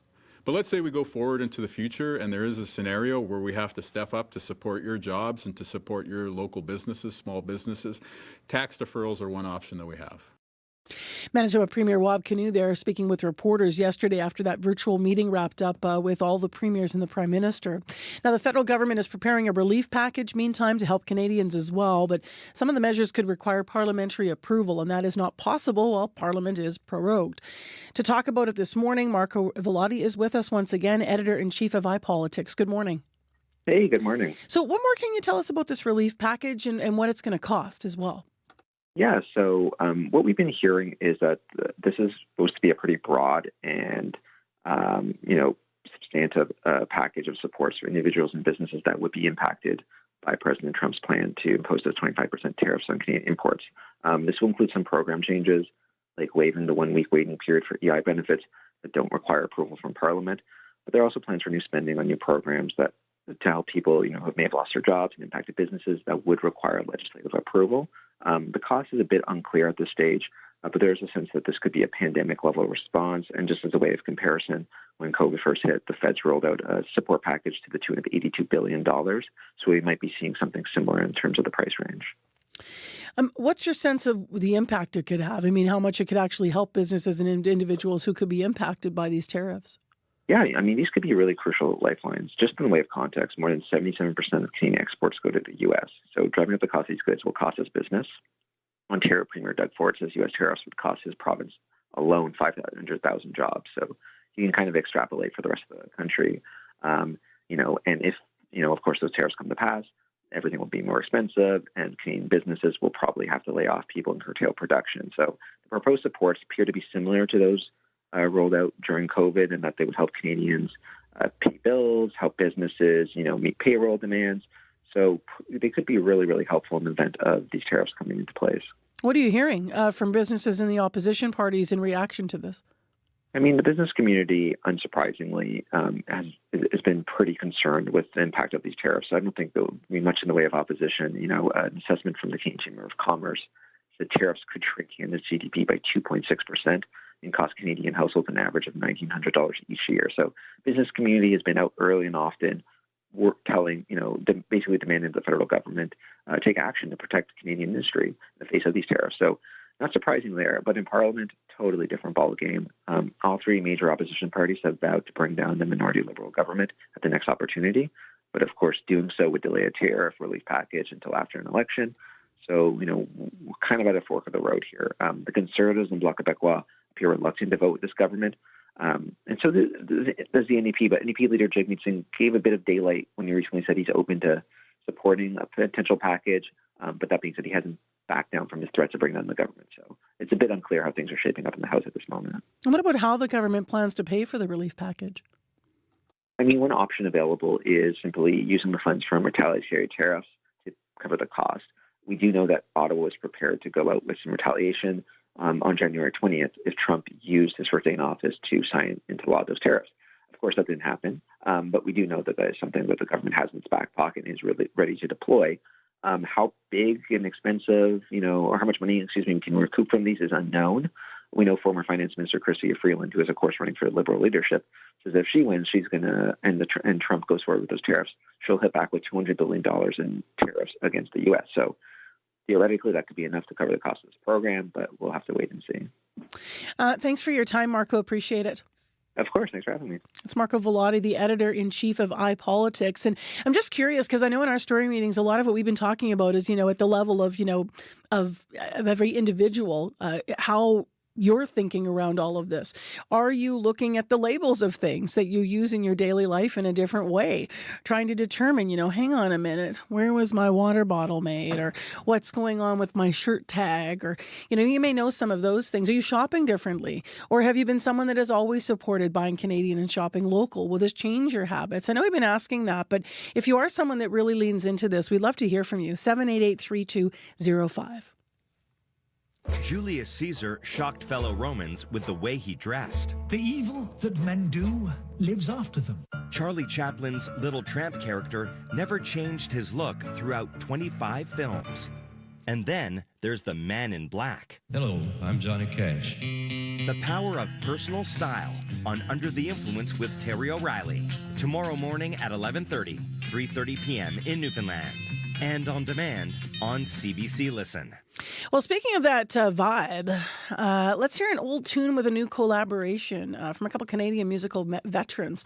Julian Taylor and Jim Cuddy have teamed up to create their own version of Tulsa Time. It's a song originally made famous by Don Williams back in the late 1970s. Here is the take by Taylor Cuddy.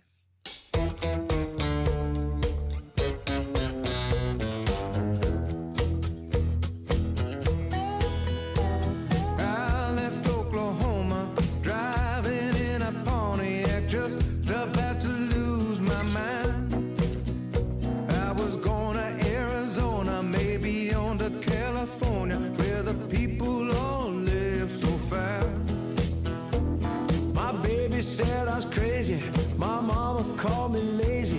I was gonna show them all this time.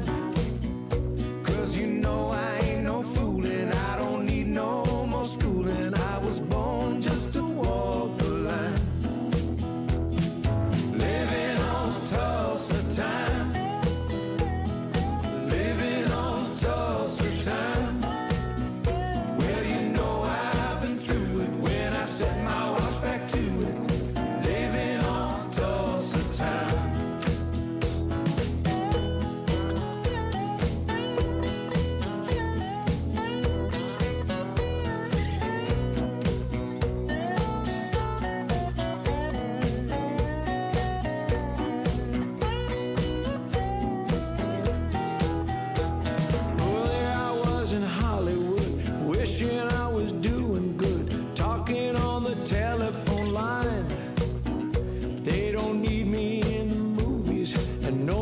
change my songs.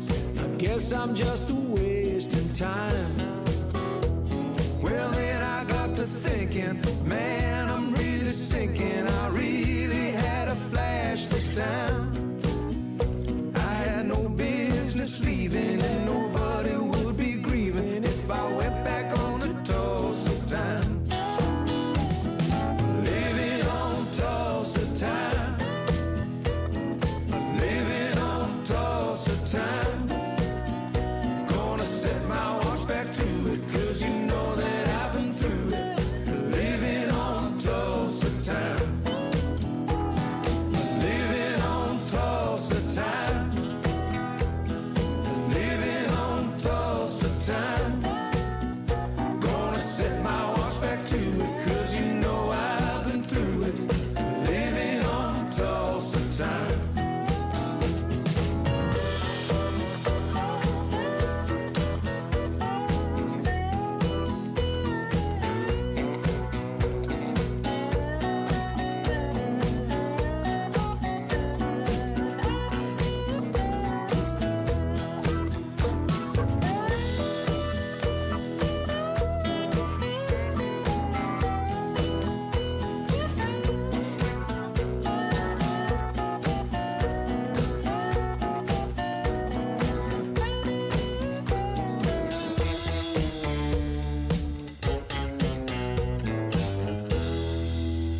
I am a fan. That's Julian Taylor and Jim Cuddy and their cover of Tulsa Time. It is 7:23 a.m. when you look at the time of your clock this Thursday morning. And if you head out into Winnipeg, you'll find a mainly clear sky and it's -8. Don't be fooled, though, if you're heading out on the highways. We've had calls, especially from southeast in southern Manitoba here in the southeast corner, where visibility has been a problem. Now, this is around the perimeter and across a lot of the south. We understand southwest as well, but specifically Highway 52, we had calls, Highway 52 and 59, saying people were, really just relying on headlights. So you could have some heavy fog. If you haven't any updates for us, please call us on the commuter line. 788-3093 is where you can reach us. Now, speaking of updates and top news this morning, we're all watching the latest out of Washington, D.C., where officials have said they don't believe anyone survived a midair collision that happened last night over the Potomac River. And so we'll get the very latest from Heather Wells at 7:30 in our next local newscast, which, of course, also includes top international and national stories. Before sports this morning, I want to throw something out to you. It is, nearing the end of January. It's a month where a lot of people happen to abstain from alcohol, choose to have a dry January. But there's statistics out right now that look at larger trends. So the chair of Manitoba Liquor and Lotteries has said that the corporation is learning to cope with the continued trend of softer alcohol sales. For the year ending March 31st, 2024, for example, revenues from liquor sales sunk 1.1%, and sales of beer and wine dropped as well. So we're wondering this morning, how has or why has your relationship with alcohol changed, if it has? And if you're willing to share your story, we thought we'd throw that out there as a possible listener line. 788-3205 is where you can call us. I'll also post that during the news on my Facebook page, Marcy Marcusa, which acts as a show page during the show. And we'll let you answer there as well if you'd rather engage on social media. How has your relationship with alcohol changed, if it has? 7:25 is the time right now on 89.3. And up next on CBC, it is time for sports. Brian Ray's here this morning, filling in for Scott Regehr. Good morning, Brian. Good morning, Marcy. So the Jets had the night off, but what happened in the NHL last night? Well, the Canucks 3-1 winners over the Predators. That was in Nashville. Linus Karlsson, his first NHL goal. Thatcher Demko, a great night for him. His best since returning from injury. 31 saves, so that's 3 wins in a row for Vancouver.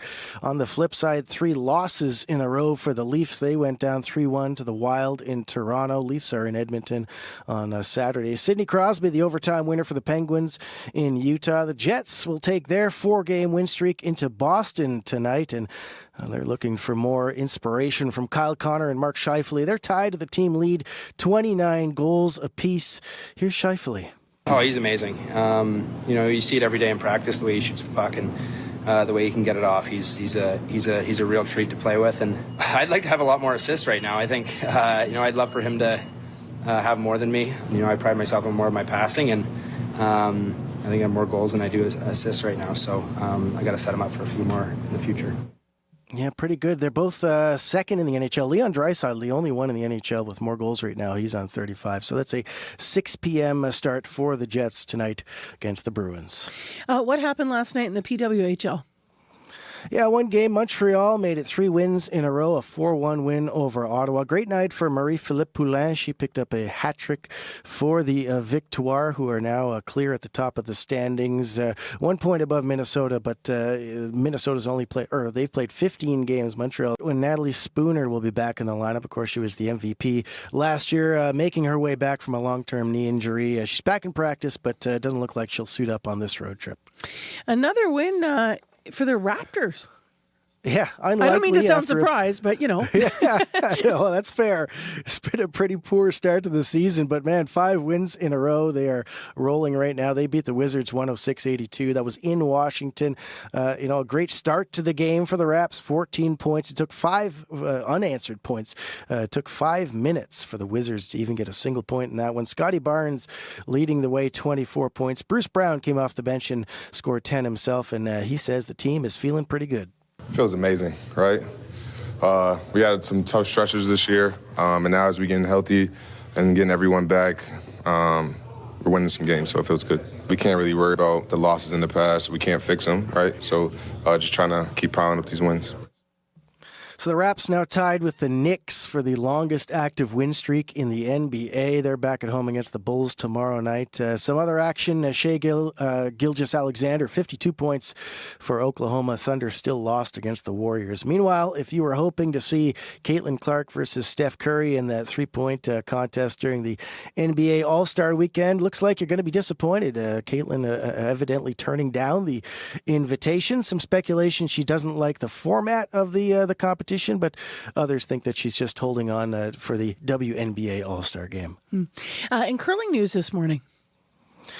Yeah, the Women's World Curling Championship headed back to Calgary next year. So it'll be hosted at the Mark and McPhail Center. That hosted the tournament back in 2021. So some exciting news for Canadian fans. And this year's tournament will be in South Korea. That starts on March the 10th. But first, we got to get through the Scotties.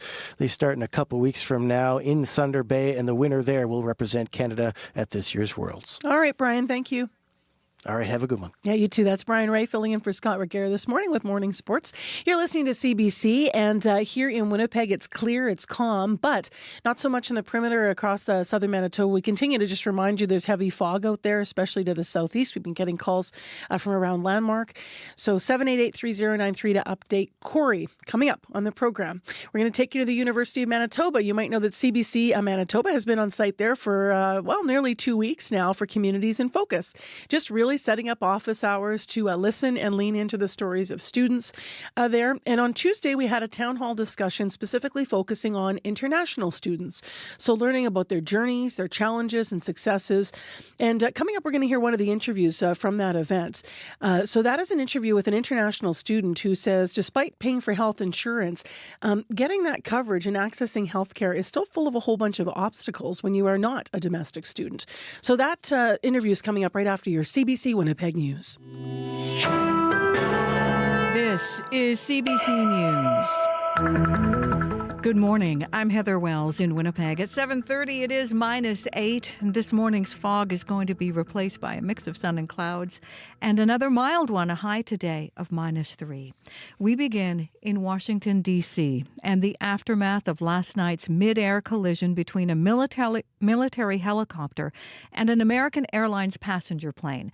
The collision resulted in both aircraft plunging into the Potomac River. We are now at a point where we are switching from a rescue operation to a recovery operation. At this point, we don't believe there are any survivors from this accident. And we have recovered 27 people from the plane and 1 from the helicopter. Washington Fire Chief John Donnelly. 64 people were on the American Airlines flight. 3 people were aboard the military helicopter. The aircraft crashed as the passenger plane was approaching Ronald Reagan National Airport. Sean Duffy, the U.S. Secretary of Transport, says the sharing of airspace in this area is not unusual. You can hear the latest on this story as well as more national and international news coming up on World Report at 8. Winnipeg Transit is now 5 months away from replacing its route system. Most of Winnipeg's existing bus routes are going to be replaced on June 29th. The city is moving from a hub and spoke model, where most buses go downtown, to a spine and feeder system where riders can reach more destinations, but they'll also have to transfer more often. Kevin Sturgeon is a senior planner for Winnipeg Transit. We, of course, need to maintain a very high level of service to downtown, and that's what we're doing. But we're also giving people a lot more flexibility to go from anywhere to anywhere at any time of day, any day of the week. And compared to today's network, that'll just be significantly better. You can hear more on this story in the next half hour right here on Information Radio. Manitoba's farmers are bracing for what might happen if U.S. President Donald Trump makes good on a threat to slap steep tariffs on Canadian goods. Agriculture and agri-food accounts for 7% of Canada's GDP, with 60% of ag exports heading south. CBC's Karen Pauls reports. We have piglets born every day. John Nickel employs more than 20 people to look after 6,000 sows on 2 southern Manitoba farms. We export to the U.S. every week. Nickel doesn't want to think about what could happen if President Donald Trump imposes steep tariffs and his American customers can't afford to buy from him anymore. Worst case scenario is shut down the farm. Not far away, Colin Penner is getting ready for seeding. Wheat, canola, oats, and soybean, all sold into the U.S. Penner has been preparing ever since Trump was elected president. Yeah, we've got the seed ordered, the fertilizer. We've locked in interest rates for the next 4 years. More than 2 million Canadians work in agriculture, 1 in 9 jobs. So John Nichols says the future of all farms is something everyone should be concerned about. We're making your food every day, so yeah, don't forget about us.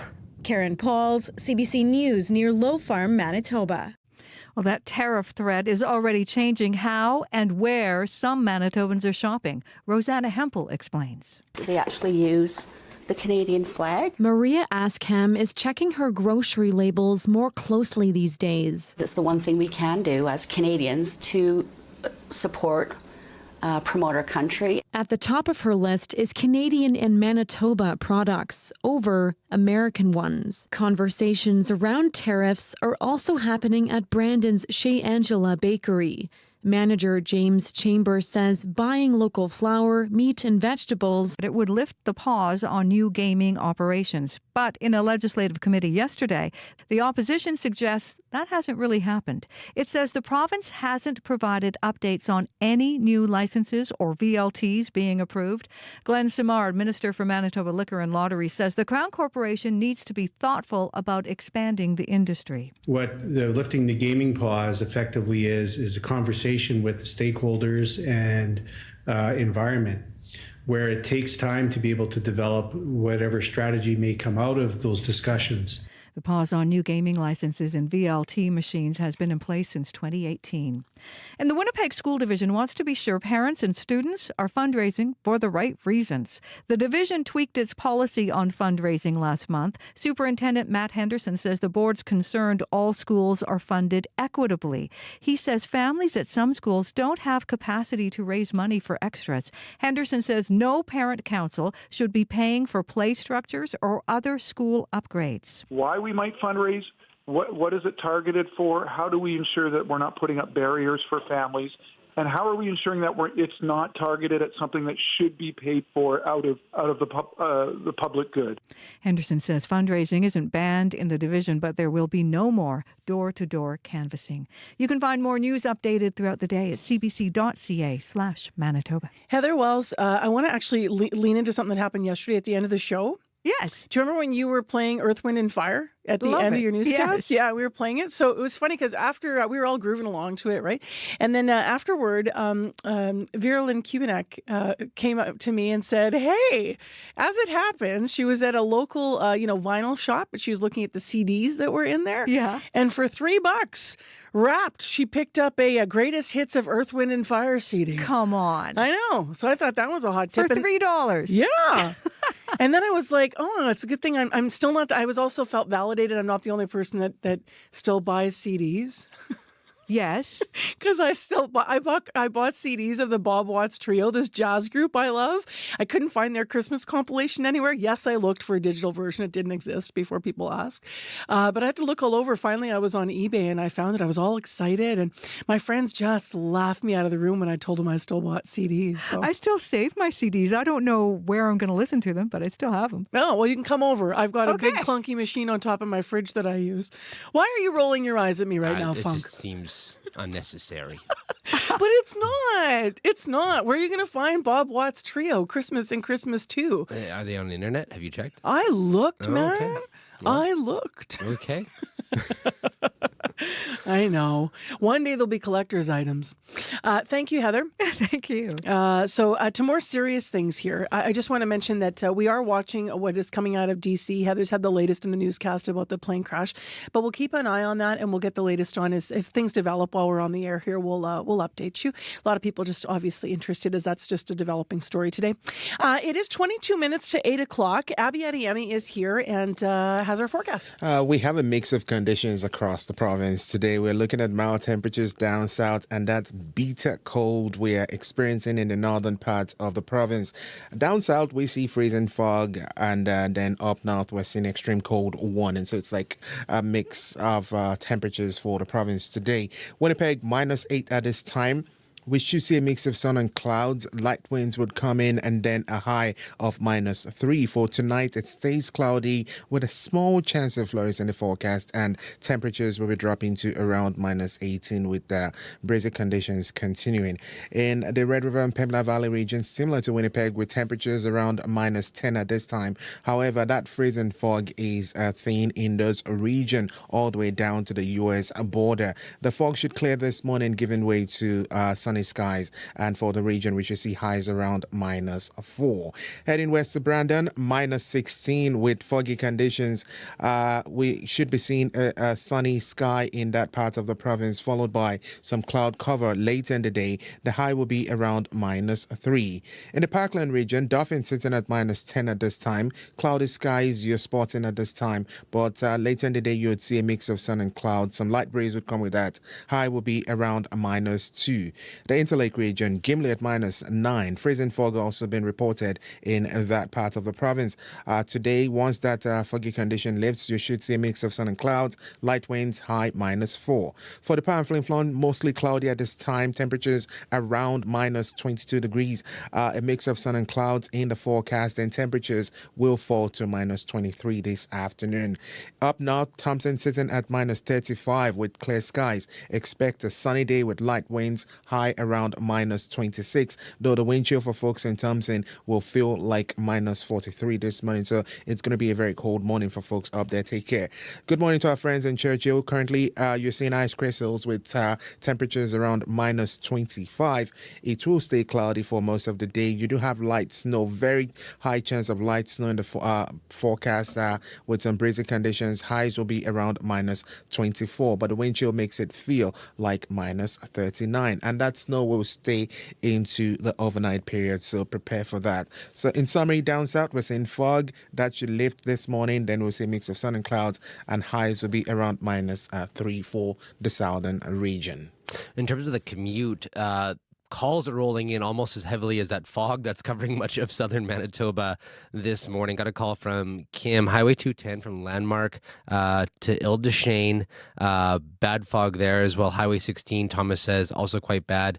Southwestern Manitoba, even between Glenborough, Brandon, commuter Keith says bad fog. Essentially, if you're on the highways today in southern Manitoba, assume visibility is going to be bad. Here in the city, one thing to keep an eye out for, there's construction happening on St. Anne's Road between Nyakwa and St. Mary's Road. The northbound and southbound median lanes are closed until February 7th for sewer work, so that may throw off your commute this morning until February 7th. If you see anything else going on out there, give me a call on the CBC commuter line. I'll let folks know what you're seeing out there, whether you're walking, biking, driving, or out on the trails. Give me a call, 204-788-3093. Now get back to the control room and pick a CD that we can play this half hour. They're all scratched. I can't trust them. They're all scratched. We got to wash them. No, you got to rub them. You just rub them down with your shirt sleeve. You just do some foggy things and then you fog it out and it works.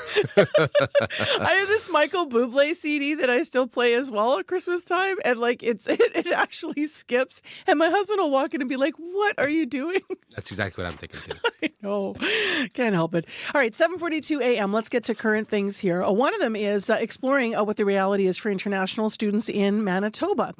For many Manitoba international students, coverage of healthcare continues to be an issue.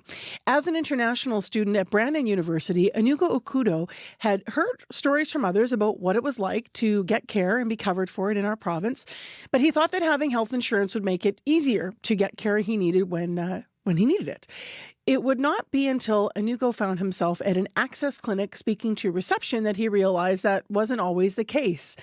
He shared his experience with me during an international student town hall we held at the University of Manitoba earlier this week as part of our Communities in Focus efforts being on site and campus at U of M. I was co-hosting, and so I spoke to Anugo, and here's part of our conversation. What happened when you went to Access Healthcare? Walk me through the costs. What goes on? Okay. So I did have one experience, and I basically went to a clinic for maybe a checkup. And basically when I presented the MISHIP card, because that's the Manitoba International Student Health Plan. Yep, so the MISHIP card, that's what we're going to call it from here on in, okay? And then, most clinics might not recognize it, and they ask you to pay upfront so that you get the receipt and then upload it later to Blue Cross. Do you remember how much in that moment you were asked to pay for whatever you were there for? I believe it could be up to $150, $200. Okay, so you're standing there and they wanted $200. Yes. Okay, because they didn't recognize what your card was. Yes. So what happened next? Basically, I just left because if you check and you see that you don't have enough funds to cover that for that moment, there's no point to have that debate because it's not going to work. So you would just have to leave it and maybe come next time, or hopefully it just goes away. So you can't actually, so part of the problem is there's not enough maybe education out there to recognize that you have this card that entitles you to some coverage. I believe education could be improved on, both for the students and the clinic. Okay. What else did you learn about it? Like, how big of a problem is this when you talk to other students? So I did get a couple of experiences, but I think you just see that it's something that keeps growing and it becomes a barrier. I know of a student that actually was out of school for almost 2 semesters, and they were transported from Brandon to Winnipeg because of the type of condition they had. And towards the end, you see that they're racking up to tens of thousands of bills. So you see that your health card can cover a limit of something, and once it goes past that, you're almost expected to pay out of pocket. I understand you've heard of people who've opted out of healthcare insurance as well. Why? Why would they do that? Some people, like maybe if they feel like they've had better insurance, some of them have noticed that we may be more domestic students though than maybe international students. But for the MISHIP, it's kind of mandatory that you have MISHIP. And then if maybe your university or student union offers additional health insurance, that's where I see maybe some students looking to opt out of that one. Okay. So basically, how did you know you even had to get this card for coverage in the first place? Was that part of your Welcome to kind of Canada package as you were applying here? No, I had to go to the Office of International Activities, and they would give you a rundown most times. Sometimes you don't really get the details until you go to maybe the clinic. Sometimes emails are sent to you, and then you have to maybe claim your card through a website, through the MISHIP website. Got it. How long did you have to wait to get your card? It doesn't take too Got long. it. Yeah, you just get it quickly. And there's a cost, right? Like, because you're paying for the insurance. So how much, do you remember what you pay then for every year? MISHIP currently annually is $1,100 I believe, for Yep. the fee. Yeah. I have numbers here as well, so that lines up with what we have as well. So you're paying that for coverage, but it's not coverage of everything. So you have to sort of understand, because there's limitations on, I think, like certain, as you Yes. said, certain, depending on the condition, there's things that won't be covered. Yeah, so one big thing is maybe prescriptions. Now, I actually found out that MISHIP doesn't cover any prescription that goes past 100 days. So if you are getting drugs or prescription that maybe you need past maybe 3 months, it's just not going to cover past that. So if you're having to get blood pressure medication or you're having mental health issues, you need this medication, then eventually we would start to have a conversation of you paying out of pocket for you to actually cover that cost. So you have the students that are actually going to school having to deal with this. Yeah. There is a difference because you're already dealing with the high cost of tuition, and now you also have to deal with your medication and your medical bills. So that actually impacts your studies if we're trying to be realistic about how it impacts students. So it would affect your studies or just how you relate with others or how you perform in school in general. At least that's the little I believe that would be impacted by this kind of things. That is Anugo Okudo, who is a recent graduate from Brandon University, but we're actually speaking at the University of Manitoba as part of a town hall looking at the issues facing international students here. And a number of people raised so many different things, really, really interesting conversations on Tuesday afternoon. This was part of our CBC Communities in Focus set up at U of M for the past couple of weeks. We've been on site there. Also, this healthcare issue with coverage came up from a number of different students, and the head of MSU actually joined us and said that this was now at the top of the list for them to try and navigate. Wab Kinew's government promised when they were running to form government to reinstate health coverage for international students studying at Manitoba post-secondary institutions. And that's because the universal coverage had been there, and then the PC government had pulled back away from it, and then he made a promise, Wab Kinew did with his government, to reinstate it. This week we got a comment from the minister involved in Labour, quote, the minister involved in this file. The quote is, "The previous government did a lot of damage in removing the program, and our government is reviewing how to best provide health care coverage to international students. We will continue to explore options with the intention of finding the best solution for Manitoba students," end quote. But when we push for news on a timeline on when things could change or how more specifically they might change, we weren't provided those details. Time right now is 11 minutes to 8.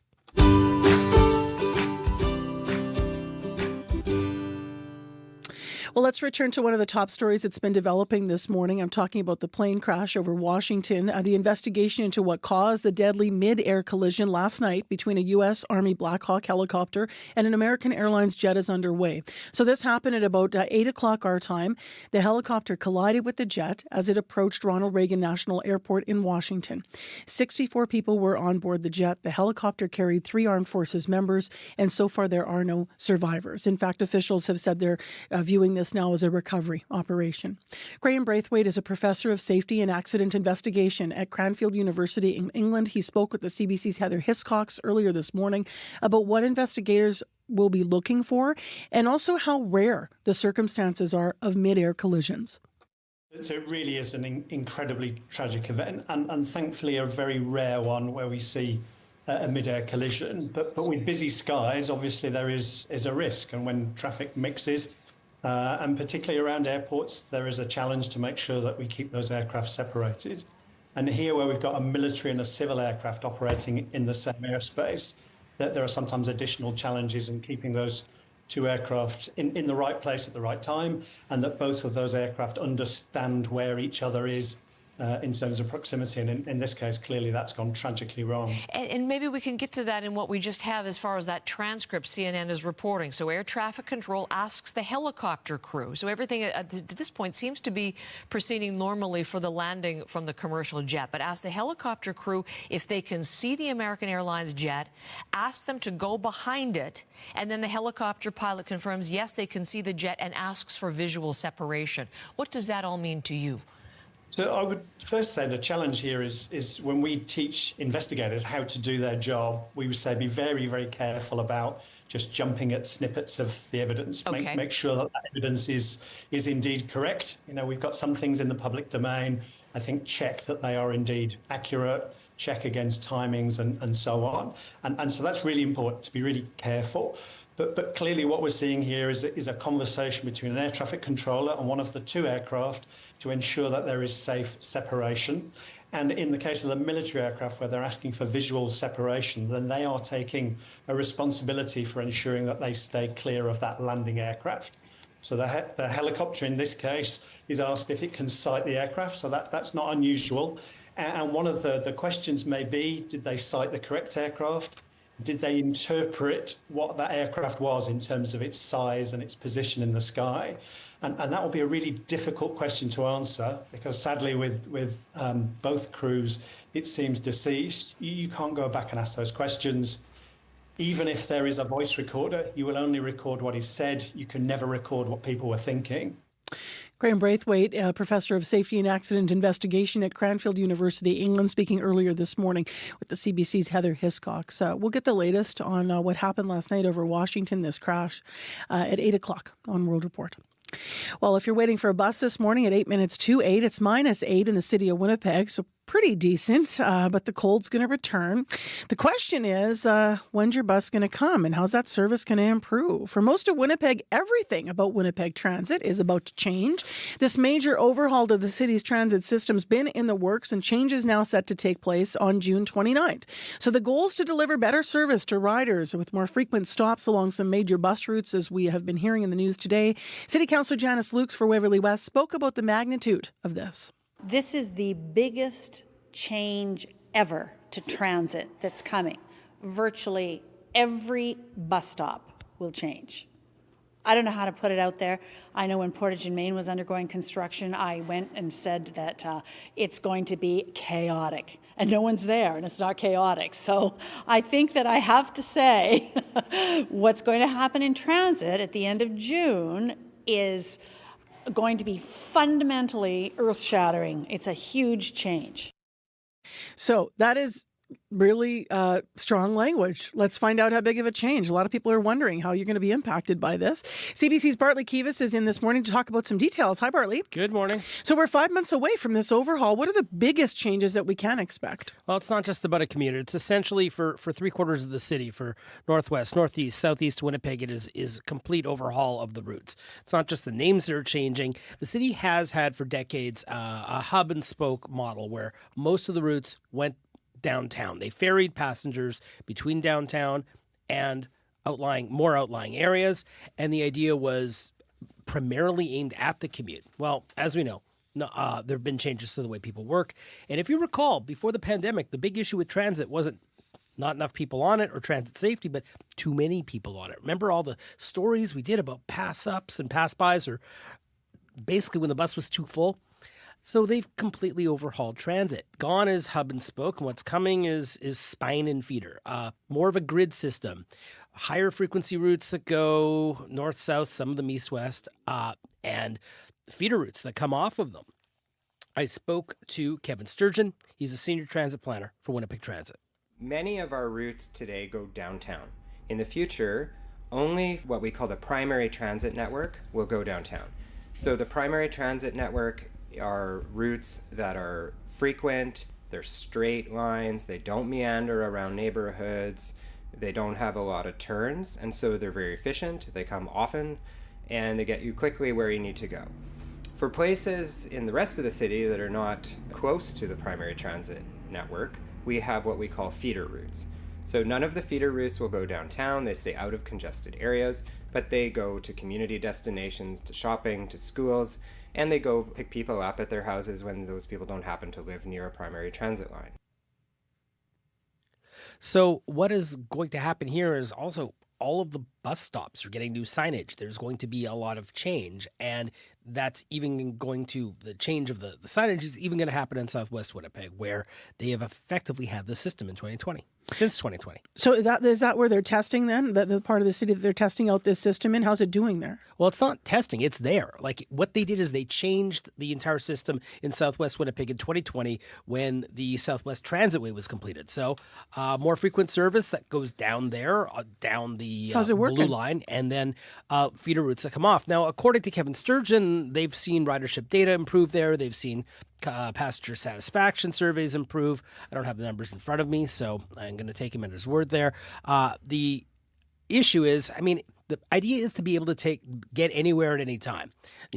Anecdote is not data, but I will say, I remember one day I was like, I'm going to go to a movie all the way down there at Southwest Winnipeg at the cinema on McGillivray, and cars in the shop. I looked at transit and went, wait a sec, I can get there just as fast down the corridor and then off of a feeder route than I can to drive. That surprised me.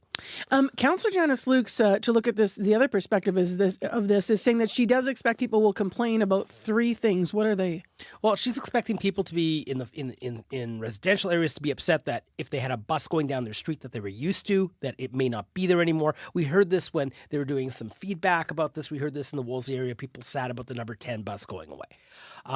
Other people will be upset that they've never heard buses rumbling down their street and all of a sudden they've got them. People don't like change. Remember when we rolled out the garbage bins 15 years ago? Nobody liked that idea. Now everybody would probably be very angry if the garbage cans came back. Same with traffic circles. And you got it. Yeah. But the big one is this system relies on people transferring more. You get on your feeder route, you get off your feeder route, you get onto the more primary lines. And some people don't like transferring. They're not used to transferring. And that is going to be something that people will probably complain about, according to Janice Lukes. But if there is more transferring because of the changes, has the city said anything about their plans for bus shelters? Because if you're transferring and you're waiting... In the winter, you need a bus shelter. So there's some plans to add bus shelters now. They're going to be looking at passenger data, they being Winnipeg Transit. And Councillor Luke says it might take a year before they determine where these things are actually going to go. But this gets complicated because in the last few years, the city has gotten rid of a lot of transit shelters because they were being used as shelters by people who don't have homes.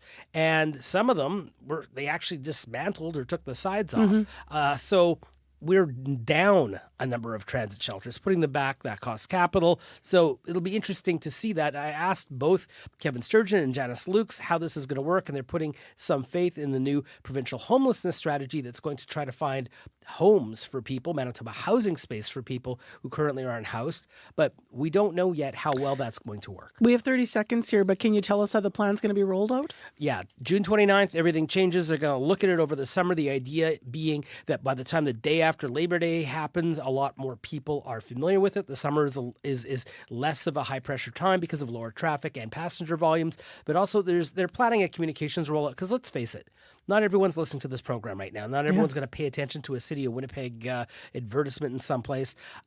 They are going to hope that people pay attention. And Kevin Sturgeon says if worse comes to worse, people will see all that new signage at bus stops. And this will change your daily life, right, if you take the bus. All right, Bartley, thank you. You're more than welcome. Bartley Kivas, reporter with CBC Manitoba. Foggy out there, clear in southern Manitoba. For headlines, cbc.ca/Manitoba. On cue. I think I'm falling in love with someone else. What do you want to do? In her new film, Paying for It, Suk-Yin Lee opens up about love and intimacy. It's based on a comic book by her ex-partner Chester Brown about the time they opened up their relationship. Suk-Yin will tell you about going back to her younger days to make this film.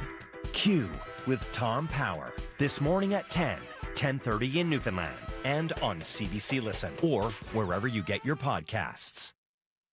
The CBC News is next. Coming up in half an hour, it's The Current with Matt Galloway. Canadians are worried about the possibility of huge tariffs on exports to the United States. Plenty of American economists think they're a bad idea too. We'll hear from one economist who is pushing Donald Trump to impose tariffs. Oren Cass coming up on The Current.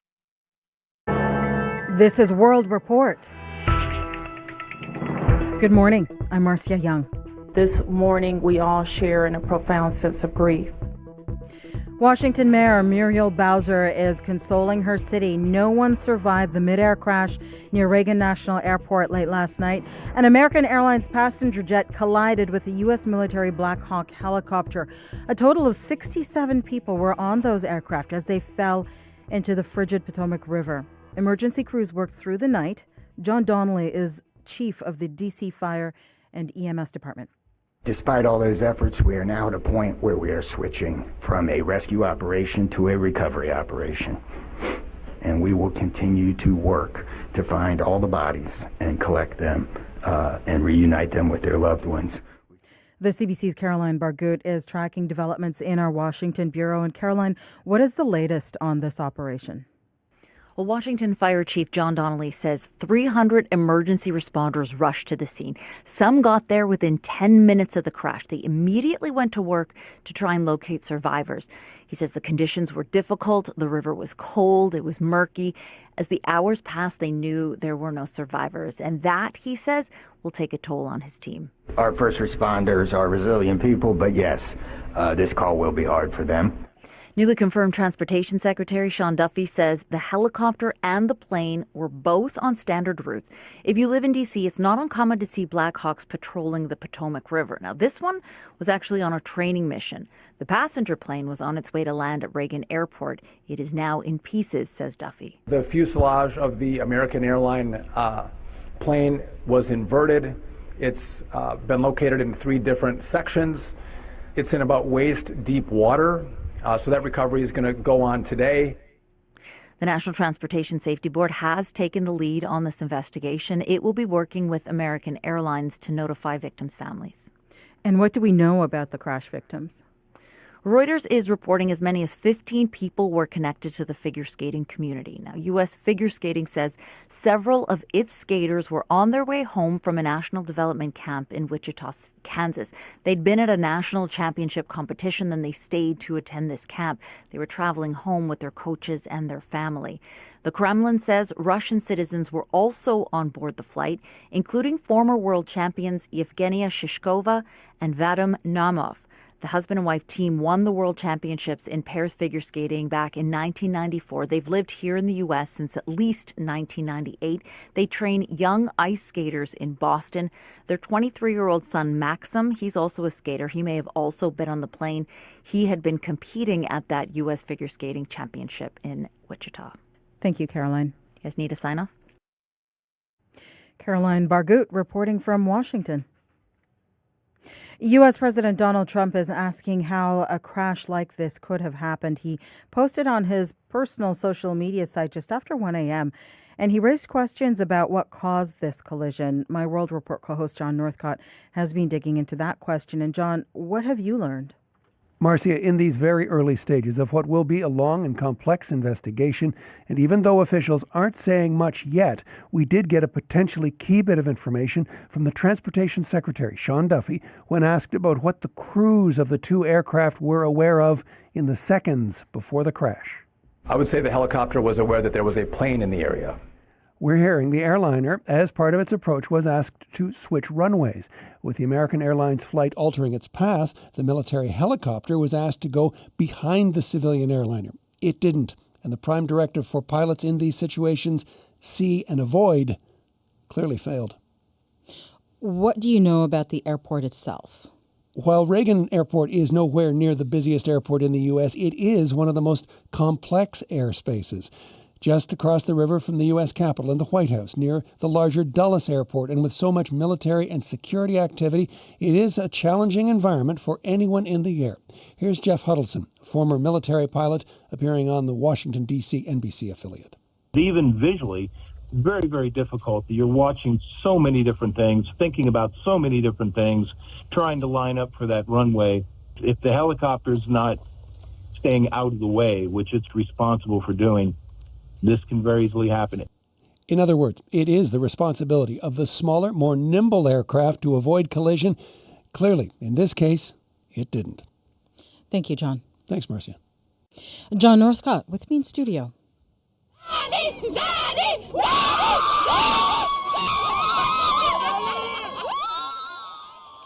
Israelis celebrating in Tel Aviv's Hostage Square, marking another round of hostage releases today. 3 Israeli hostages and 5 Thai nationals were freed in exchange for 110 Palestinian prisoners. But their release is being delayed. Israeli officials are angry about what they call shocking scenes from Gaza. Video shows hostages being escorted by masked gunmen through large chaotic crowds before being released. Canada's Foreign Affairs Minister is meeting with Republicans in Washington. Melanie Joly is trying to persuade them that Donald Trump's tariff threat is a bad idea. The U.S. president could impose a 25% tariff on Canadian goods as early as Saturday. Katie Simpson has more from Washington. I'm cautiously optimistic. Foreign Affairs Minister Melanie Joly says there is plenty of work still to be done to try to convince Donald Trump to change his mind about tariffs. She met with U.S. Secretary of State Marco Rubio and left that meeting without any certainty about whether Trump's mind is made up for sure. Well, I must say, Katie, that this is just the reality of dealing with the Trump administration. Trump has threatened to impose 25% tariffs on Canada and Mexico as early as Saturday, unless improvements are made to border security. His administration is also mulling broader tariffs later this spring as it looks to reshape the trade relationship. To fight the immediate threat, Joly and others have been highlighting Canada's billion-dollar border security proposal. We are now not only, talking about our plan, but we're talking about the impacts of the outcomes of our plan. Sources also tell CBC News Canada produced a video highlighting arrests and border enforcement operations, hoping Trump gets his eyes on it and that it resonates. Katie Simpson, CBC News, Washington. A Hamilton man says he would be dead if it was not for the teen who rescued him from a burning tent. Sean Goodwin had been living at a park encampment for 2 years when a fire broke out earlier this month. 17-year-old Zeke Fox happened to be driving by, saw the smoke, and rushed over to help. Both are still recovering from that night, and they're doing it together. Samantha Beatty reports. Basically went up in a massive fireball right in front of me. Zeke Fox recounts the night earlier this month when he saw a tent engulfed in flames in a waterfront park in Hamilton's North End. He ran over to help the person trapped inside, Sean Goodwin. He screamed, "Help me," 3 times, and that's when I knew that I had to help him. I managed to drag him out and roll him in the snow, and at that point, I turned around and the tent was already almost gone. Both were taken to hospital where Goodwin is still recovering, the 53-year-old's badly burnt arm in white bandages. Hamilton Fire Chief Dave Cunliffe. Zeke's actions certainly saved this individual, a person that he didn't even know, and that's just truly amazing. Goodwin says he's grateful for Fox's quick thinking. I'd be dead. I'd be kaput. And friendship they've formed since. I think I'm going to have like a little brother figure in my life. Me and you have like the same thing. All the fishing, camping, I love that. Yep, for sure. Goodwin's been homeless on and off for years and hopes that will change soon. Something that I can lock my door and walk away and feel secure. That's all I want. 17-year-old Fox says he'll be there to help in any way he can. Samantha Beatty, CBC News, Hamilton. And finally,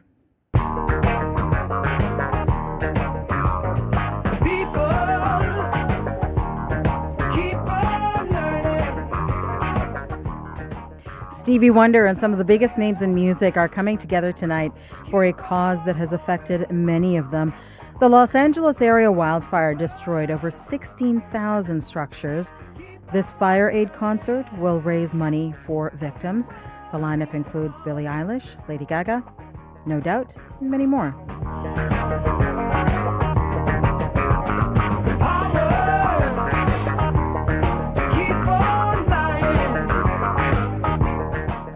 Between the performances, the audience will hear from celebrity and non-celebrity speakers. Fire Aid takes place at 2 venues in Inglewood, California this evening.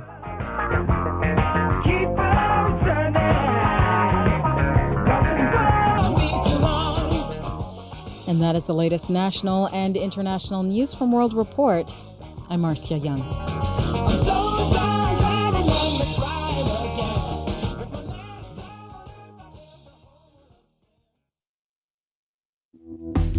I gotta call Marcia and say, I gotta stop talking 2 minutes earlier so we can get the whole tune. And they always end with such great tunes on World Report, especially this morning. They've been highlighting those artists that are gonna be playing LA. Cool song. Can't help but bopping around when I hear it. I don't know about you. Good morning, everyone. I'm Marcy Marcusa. This is Information Radio. We're live in downtown Winnipeg on 89.3 FM, 990 AM, on the app, on YouTube. This is CBC. It's -9 in Winnipeg. It's misty out there. It's cold to the north and it's foggy still in parts of the southern Manitoba. So we've got a real mixed bag out there when it comes to weather. This half hour on the show, we're going to get some of your comments on. We were asking you about your relationship with alcohol. If it's changed, why has it changed? This is in the face of Manitoba Liquor and Lotteries continuing to respond to the trend of softening alcohol sales. In addition, we're going to continue our CBC series. It's been part of a national series. We've been putting a local look at it, featuring stories from new Canadians about how welcome or unwelcome they feel. We're going to talk to an expert here who has some really interesting insight on the question about if attitudes towards newcomers have shifted in our province, how and when and why. So stay tuned. We've got an interview coming up. It's quite a good conversation, a detailed conversation. I learned a lot. So stay tuned. It's in moments. Right now, let's turn to our news department. Heather Wells is in with our headlines. Good morning. Good morning. Well, as we've been hearing, if you have ever ridden the bus or ride the bus, get ready for some major changes. City Councillor Janice Luke says virtually every bus stop will change as the city replaces most of its transit routes this summer. We'll hear more from Janice Luke, city councillor, coming up. As well, the tariff threat from President Donald Trump is already changing how and where some Manitobans are shopping. That story and more in our next local news coming up at 8:30. Thank you, Heather. You're welcome. Now let's go to Abby Adeyemi, who has more in our forecast. Yeah, we have more of a fog in the southern part of the province this morning, though conditions still mild out there, while the north is bracing for that dangerous cold with the extreme cold warning in place. Expect some sunshine and clouds in the southern regions.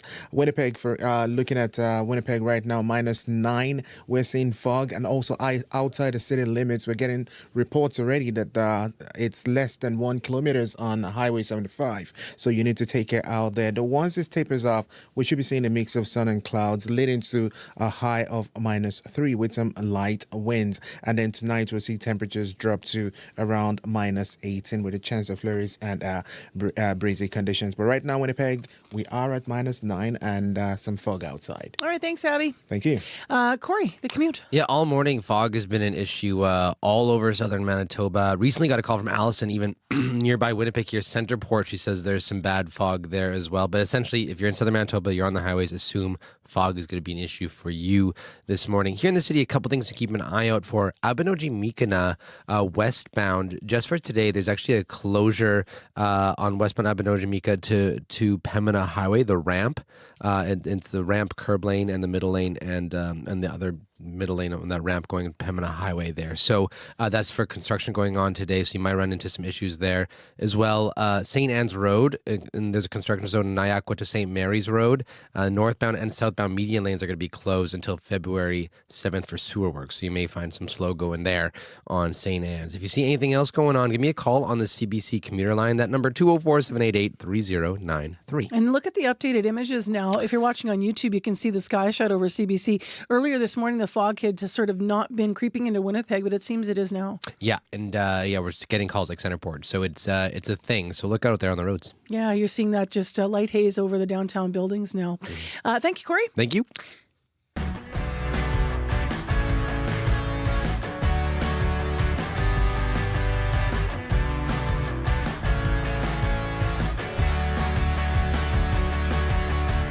Well, how friendly is our province when it comes to newcomers? As part of a national CBC series, we have been asking different Manitobans that question. And we've heard newcomers in our province say that they don't always feel welcomed and that anti-immigrant sentiment seems to be getting worse. But why? I spoke with University of Manitoba sociologist Laurie Wilkinson to get some insight recently. She holds a Canada Research Chair in Migration Futures. Can I just start with what might be a big question, but how has anti-immigration or anti-immigrant sentiment, in your view, changed in Manitoba and shifted? Well, Manitoba, much like the rest of Canada, the attitude towards migration has taken a nosedive in the last 6 to 9 months. This is a phenomenon that's going around the world, but it's increasing now in the last year or so. I thought you were going to say maybe in the last 6 to 9 years or in the last 5 years. In the last 6 to 9 months. So what are some of the contributing factors to that?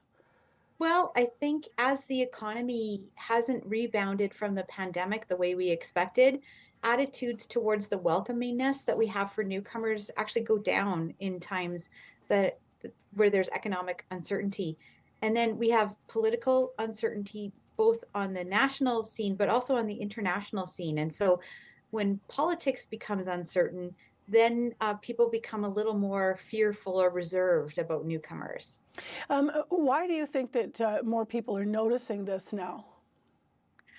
Well, there's a lot of factors. So as I mentioned before, when unemployment goes up, people tend to become a bit more fearful. But some of our politicians have been contributing to this too. So immigrants become easy to blame for long-term problems that we've had in this country. And since immigrants can't vote, it's not politically too dangerous for politicians to just simply blame immigrants for things that have been neglected in our society for a long time.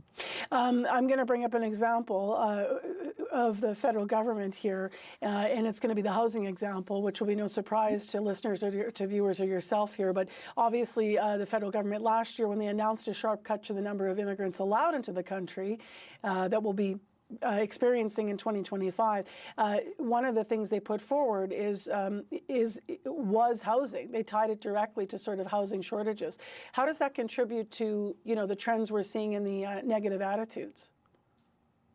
Well, it definitely does, right? Because it becomes easy to blame newcomers. And from a common sense perspective, when we're adding more people to our country, we need more housing. But the issue is actually far more complicated, and it's actually more longer term than what they would lead you to believe. So housing is actually a provincial jurisdiction, and we've had a housing problem for 40 years. Housing costs have gone up, vacancy rates have gone down, and it just seems that our provincial politicians haven't done much to address the situation. And it became a crisis point in the pandemic. And so in normal times, I guess, so to speak, we have a churn of people through rental market that as they are able to save down payments for housing, they move out of that rental market into housing.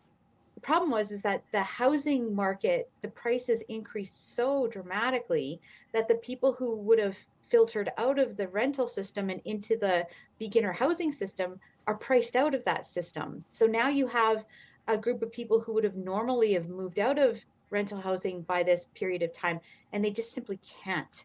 And this has contributed or added to the already long-term problem that we had in terms of housing affordability and a housing availability. The other issue is geographic context. So we have to be very careful about what we're talking about, because the housing context in Winnipeg is far different than the housing context, say, in Vancouver or Toronto. I'm not saying it's great in Winnipeg. We've got lots of problems, but our problems are different and they're of a different magnitude. Pardon me if this is offensive to some listeners or viewers, but if you hear someone saying, I don't have a house because we need these houses for newcomers, and that or they are the reason, and that othering begins, is that the kind of slide you're talking about that can, some of these federal announcements, if they're tied together at that level, that can contribute to not understanding the full complex picture? Sometimes. I think some people mistakenly believe that if we give to one group of people, it takes away from another group of people. And actually, if you give to a group of people in need, they cost us less in terms of resolving this situation.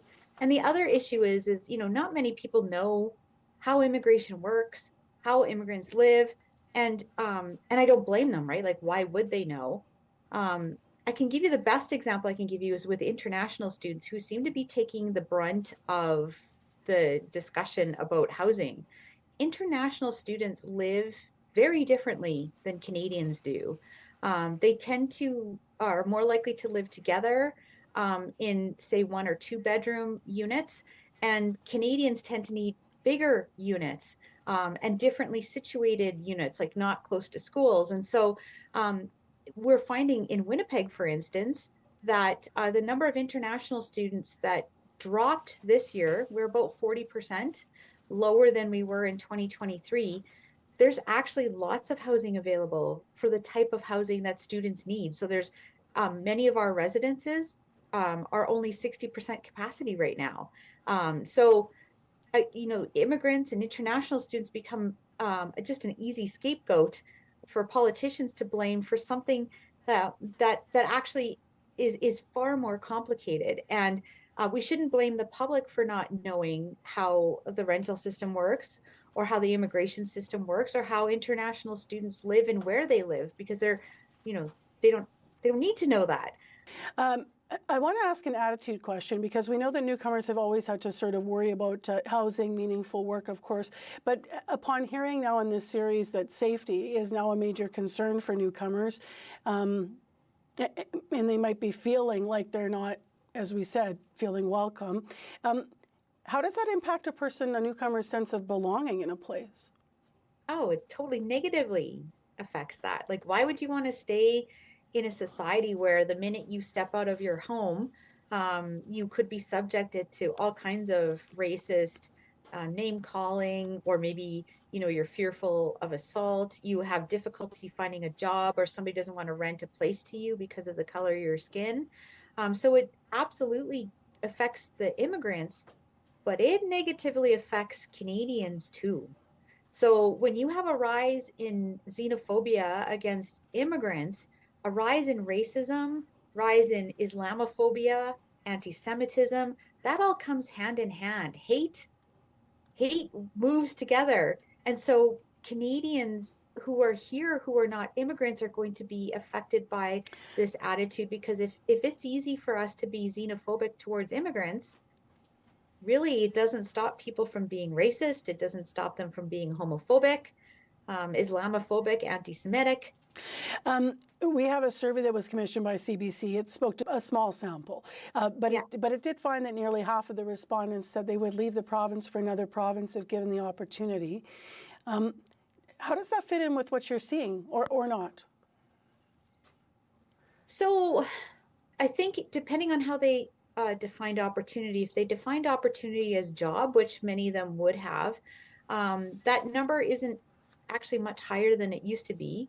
And it's not much higher if you ask Canadians about that too. So if you ask Manitobans about leaving the province for other opportunities, actually more people born in Manitoba would leave for another opportunity than immigrants would. And I think that's getting lost in all of this discussion about immigrant retention. Is Manitoba has a retention issue that is bigger for its young people than it does for immigrants. So immigrants are far more likely to stay in Manitoba if they have a job than young people, because they have trouble finding jobs. Obviously, we're in an election year. How do you think the topic of immigration is going to play out at the polls? I think it was a big discussion point for our last election. I think it will continue to be a big discussion point. I think the way that we're talking about immigration, the way the Americans are talking about immigration, it becomes a point of fear, and nothing brings people out to the ballot box more than fear. So I don't expect that the discourse is going to get much better. I would like the discussion to get more positive and to be more factual, because we're throwing around a lot of information that is not actually true. It's not backed up by the evidence that the government has. I don't think we can be cavalier about this. We can't ignore this issue. What do you hope anyone listening today takes away from our conversation today? Just to know that immigrants are not a burden on our society. If you look at the cost of resettling an immigrant or a refugee, the first couple of years is expensive, but most of them will come before the age of 35. Most of them will have labor market histories of 25, 30, 40 years before they retire. They arrive here more healthy than Canadians, because they have to go through a health screening and a criminal background check. And the bottom line is that the small investment that we make monetarily and socially to help immigrants integrate into society when they arrive actually benefits us, because over their lifetime, the average immigrant pays more in taxes than they ever take out in terms of social services, including the services that they use to settle here. That's a recent discussion I had as part of our series looking at how welcoming Canada and specifically Manitoba is to newcomers and some of the trends we're seeing. And we've also obviously been hearing from newcomers throughout the series. Laurie Wilkinson there in conversation with me. She holds Canada Research Chair in Migration Futures, and she is a sociology professor at the University of Manitoba. Being Black in Canada, a space for news, documentaries, arts, and more, celebrating a uniquely Canadian perspective on Black issues, with the cultural moments that matter to Black Canadians. Visit cbc.ca/Being Black in Canada. Devon Clunis actually has a biography coming out, and he is launching it on this weekend. And I'm just mentioning that because it's sort of tied into also Black History Month. I think he timed his launch for that. But he's going to be on Nadia Kidwai's Weekend Morning Show if you want to hear that and check out the interview that's coming up this weekend on with Nadia. Of course, Devon Clunis, former Winnipeg police chief. It's -9. It's calm in the city of Winnipeg. A high today of -3 with a mix of sun and cloud. And we've got that light fog in downtown Winnipeg and causing big problems out on the roadways. Corey's in with a bit of an update, though. Yeah, got a call from Abraham on the commuter line. He said there's a collision on Highway 7 and Highway 68. That's right at Arberg there. He said it happened kind of in the merging lane. So heads up there. He says it's actually not blocking traffic. They're kind of off to the side, the cars. But it's just a reminder. Drive safe out there. There's fog across southern Manitoba this morning. We're getting lots of calls from everywhere. Just assume that it's going to be foggy and poor driving conditions out there. If you see anything going on, though, give me a call on CBC commuter line. That number, 204-788-3093. And freezing fog reported now around Brandon. That's been that way for the last hour or so. It's -14. Much colder than North Thompson's Clear and -34. And an extreme cold warning for Lynn Lake, Leaf, Puckatawagan, Brochet, and Tadouli. In those areas of Manitoba, wind chill values around -45. But thanks to everyone who's been calling us with updates from the roads. And thanks to Corey for that update. Let's get into something else you've been not calling us about, but writing to us about. So we mentioned this morning just an ongoing trend that Manitoba Liquor and Lotteries has been responding to. The corporation is learning to cope with the continued trend of softer alcohol sales. So in one statistic for the year ending March 31st, 2024, revenues from liquor sales sunk 1.1%. So we threw out a question this morning: how and why has your relationship with alcohol changed? For those of you where it has. And you've been writing on Facebook. Shandy Strong said, I had a scare during COVID because they couldn't get a proper mammogram, and I regularly had 2 glasses of wine per day. I learned about how alcohol is stored in my body and it woke me up. So it's something for special occasions, etc. only now. Janelle Kincaid-White says, I haven't had much alcohol, maybe part of a beer once a year, or a small glass of Prosecco at New Year's for 20 years. I noticed it increased my anxiety, as it does for many folks, and I figured that it was my body's way of saying I shouldn't be consuming. Tim Wadapole saying, I met my wife. I cut back on my alcohol consumption. Now I barely even casually drink. I'd rather just drink water most of the time. And Leanne Senyak, looking to the younger generation. And if you were with Information Radio earlier this month, we actually had an interview about how some of the younger generations are abstaining more than older generations. So that's a bit of a trend as well. But Leanne writing in, my 18-year-old learned about the impact of even a little alcohol on the brain in a high school psychology class. After that, she was a practicing teetotaler. So I listened to a podcast from a neurologist, and after that, decided to give up occasional drinks as well. I'm 50 and I need to have good brain health. It's cheaper too, Leanne writes. It's hard to, Manitoba liquor stores, she says, need to move faster into the mocktail business.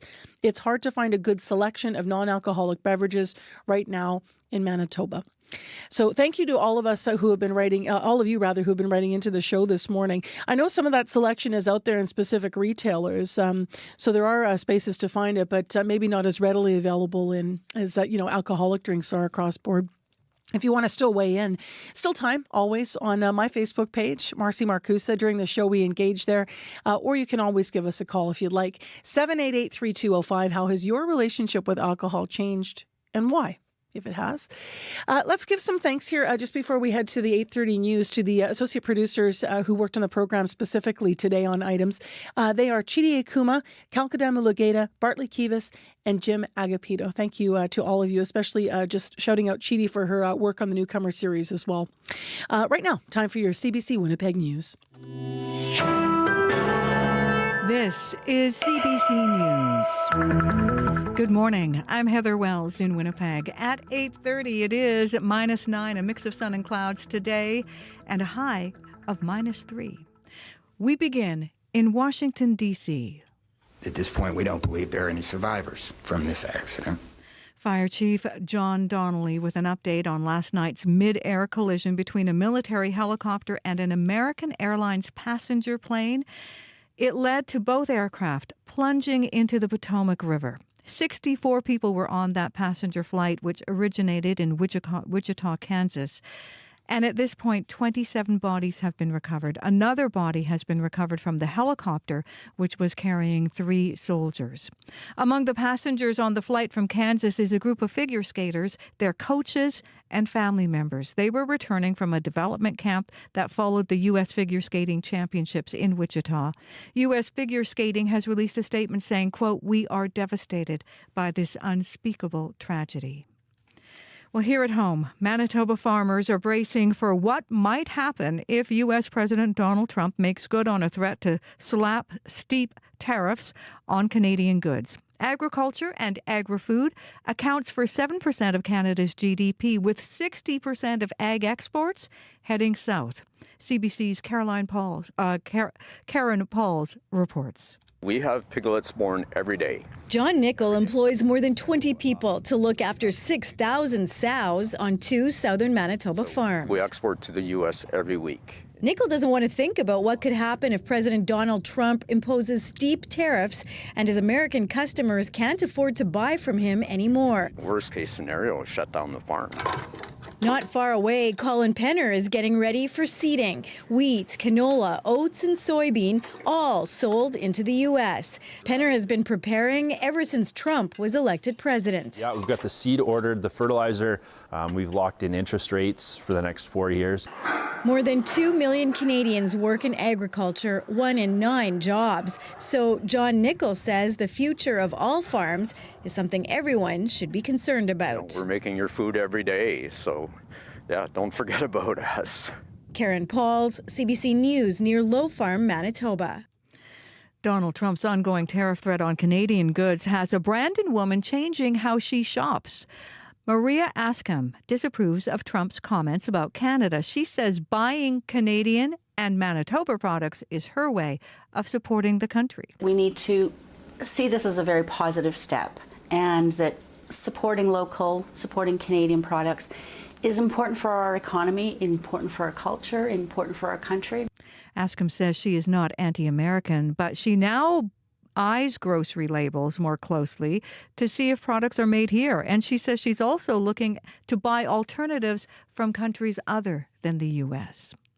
Manitoba's opposition questions the provincial government's commitment to expanding the gaming industry. More than a year ago, the NDP said it would lift the pause on new gaming operations, but the province has provided no updates since then on new facility licenses or VLT machines. Conrad Narth is the Progressive Conservative critic for liquor and lotteries, and in a legislative committee yesterday, Narth suggests the suspension hasn't really been lifted. Essentially, what you're saying is that you've upheld the pause for the last year, outside of possibly refreshing some of the technology around the digital games. The pause on new gaming licenses and VLT machines was brought in by the previous PC government in 2018. Well, if you ever ride a bus in Winnipeg, get set for major change. The city is replacing most of its transit routes this summer. Transit moving from a hub and spoke model, where most buses go downtown, to a spine and feeder system where riders can reach more destinations but also have to transfer more often. Janice Lukes chairs the City Council's Public Works Committee. This is the biggest change ever to transit that's coming. Virtually every bus stop will change. The changes kick in June 29th, and routes in southwest Winnipeg will not change because the new system was applied to that part of the city back in 2020. You can find more news updated throughout the day. All you have to do is head to cbc.ca/Manitoba. All right. Thank you, Heather. You're welcome. Heather Wells in our news department, along with Aaron Broman, I believe, is out there. I apologize. I didn't pop my head out. But I know it's Thursday, so Aaron Broman and me can catch us in. Also, thanks to our live team, of course, Corey Funk and Kevin Ipatebo and Abby Adiyemi. Let's go to Corey first before we wrap the show for a last look at this foggy day. Yeah, foggy out there. Be careful on the highways if you're pretty much anywhere in southern Manitoba this morning. A reminder, there's been a collision. Highway 7 and 68, that's just outside of Arborg there. Not causing too many backups, but just be careful in that area. If you see anything else, 204-788-3093. Give me a call tomorrow. All right. Thanks. Thank you. Call me tomorrow. Or this afternoon up to speed, but it won't be Corey picking up. So, okay, let's get to to a last look at our weather today. Yeah, the good news is once this fog lifts, we're going to see a mix of sunny conditions, and then we'll see down south, we're going to be seeing temperatures warming up to -3s and -4. However, in the northern part of the province, we still have that bitter cold temperatures with frostbite in the range of -43. But Winnipeg right now, we're ending the show at -9. All right. Thanks, Abby. Thank you. Well, on behalf of all of us here at Information Radio and at CBC Manitoba, thank you for listening. I'm Marcy Marcusa. The Current is coming up next.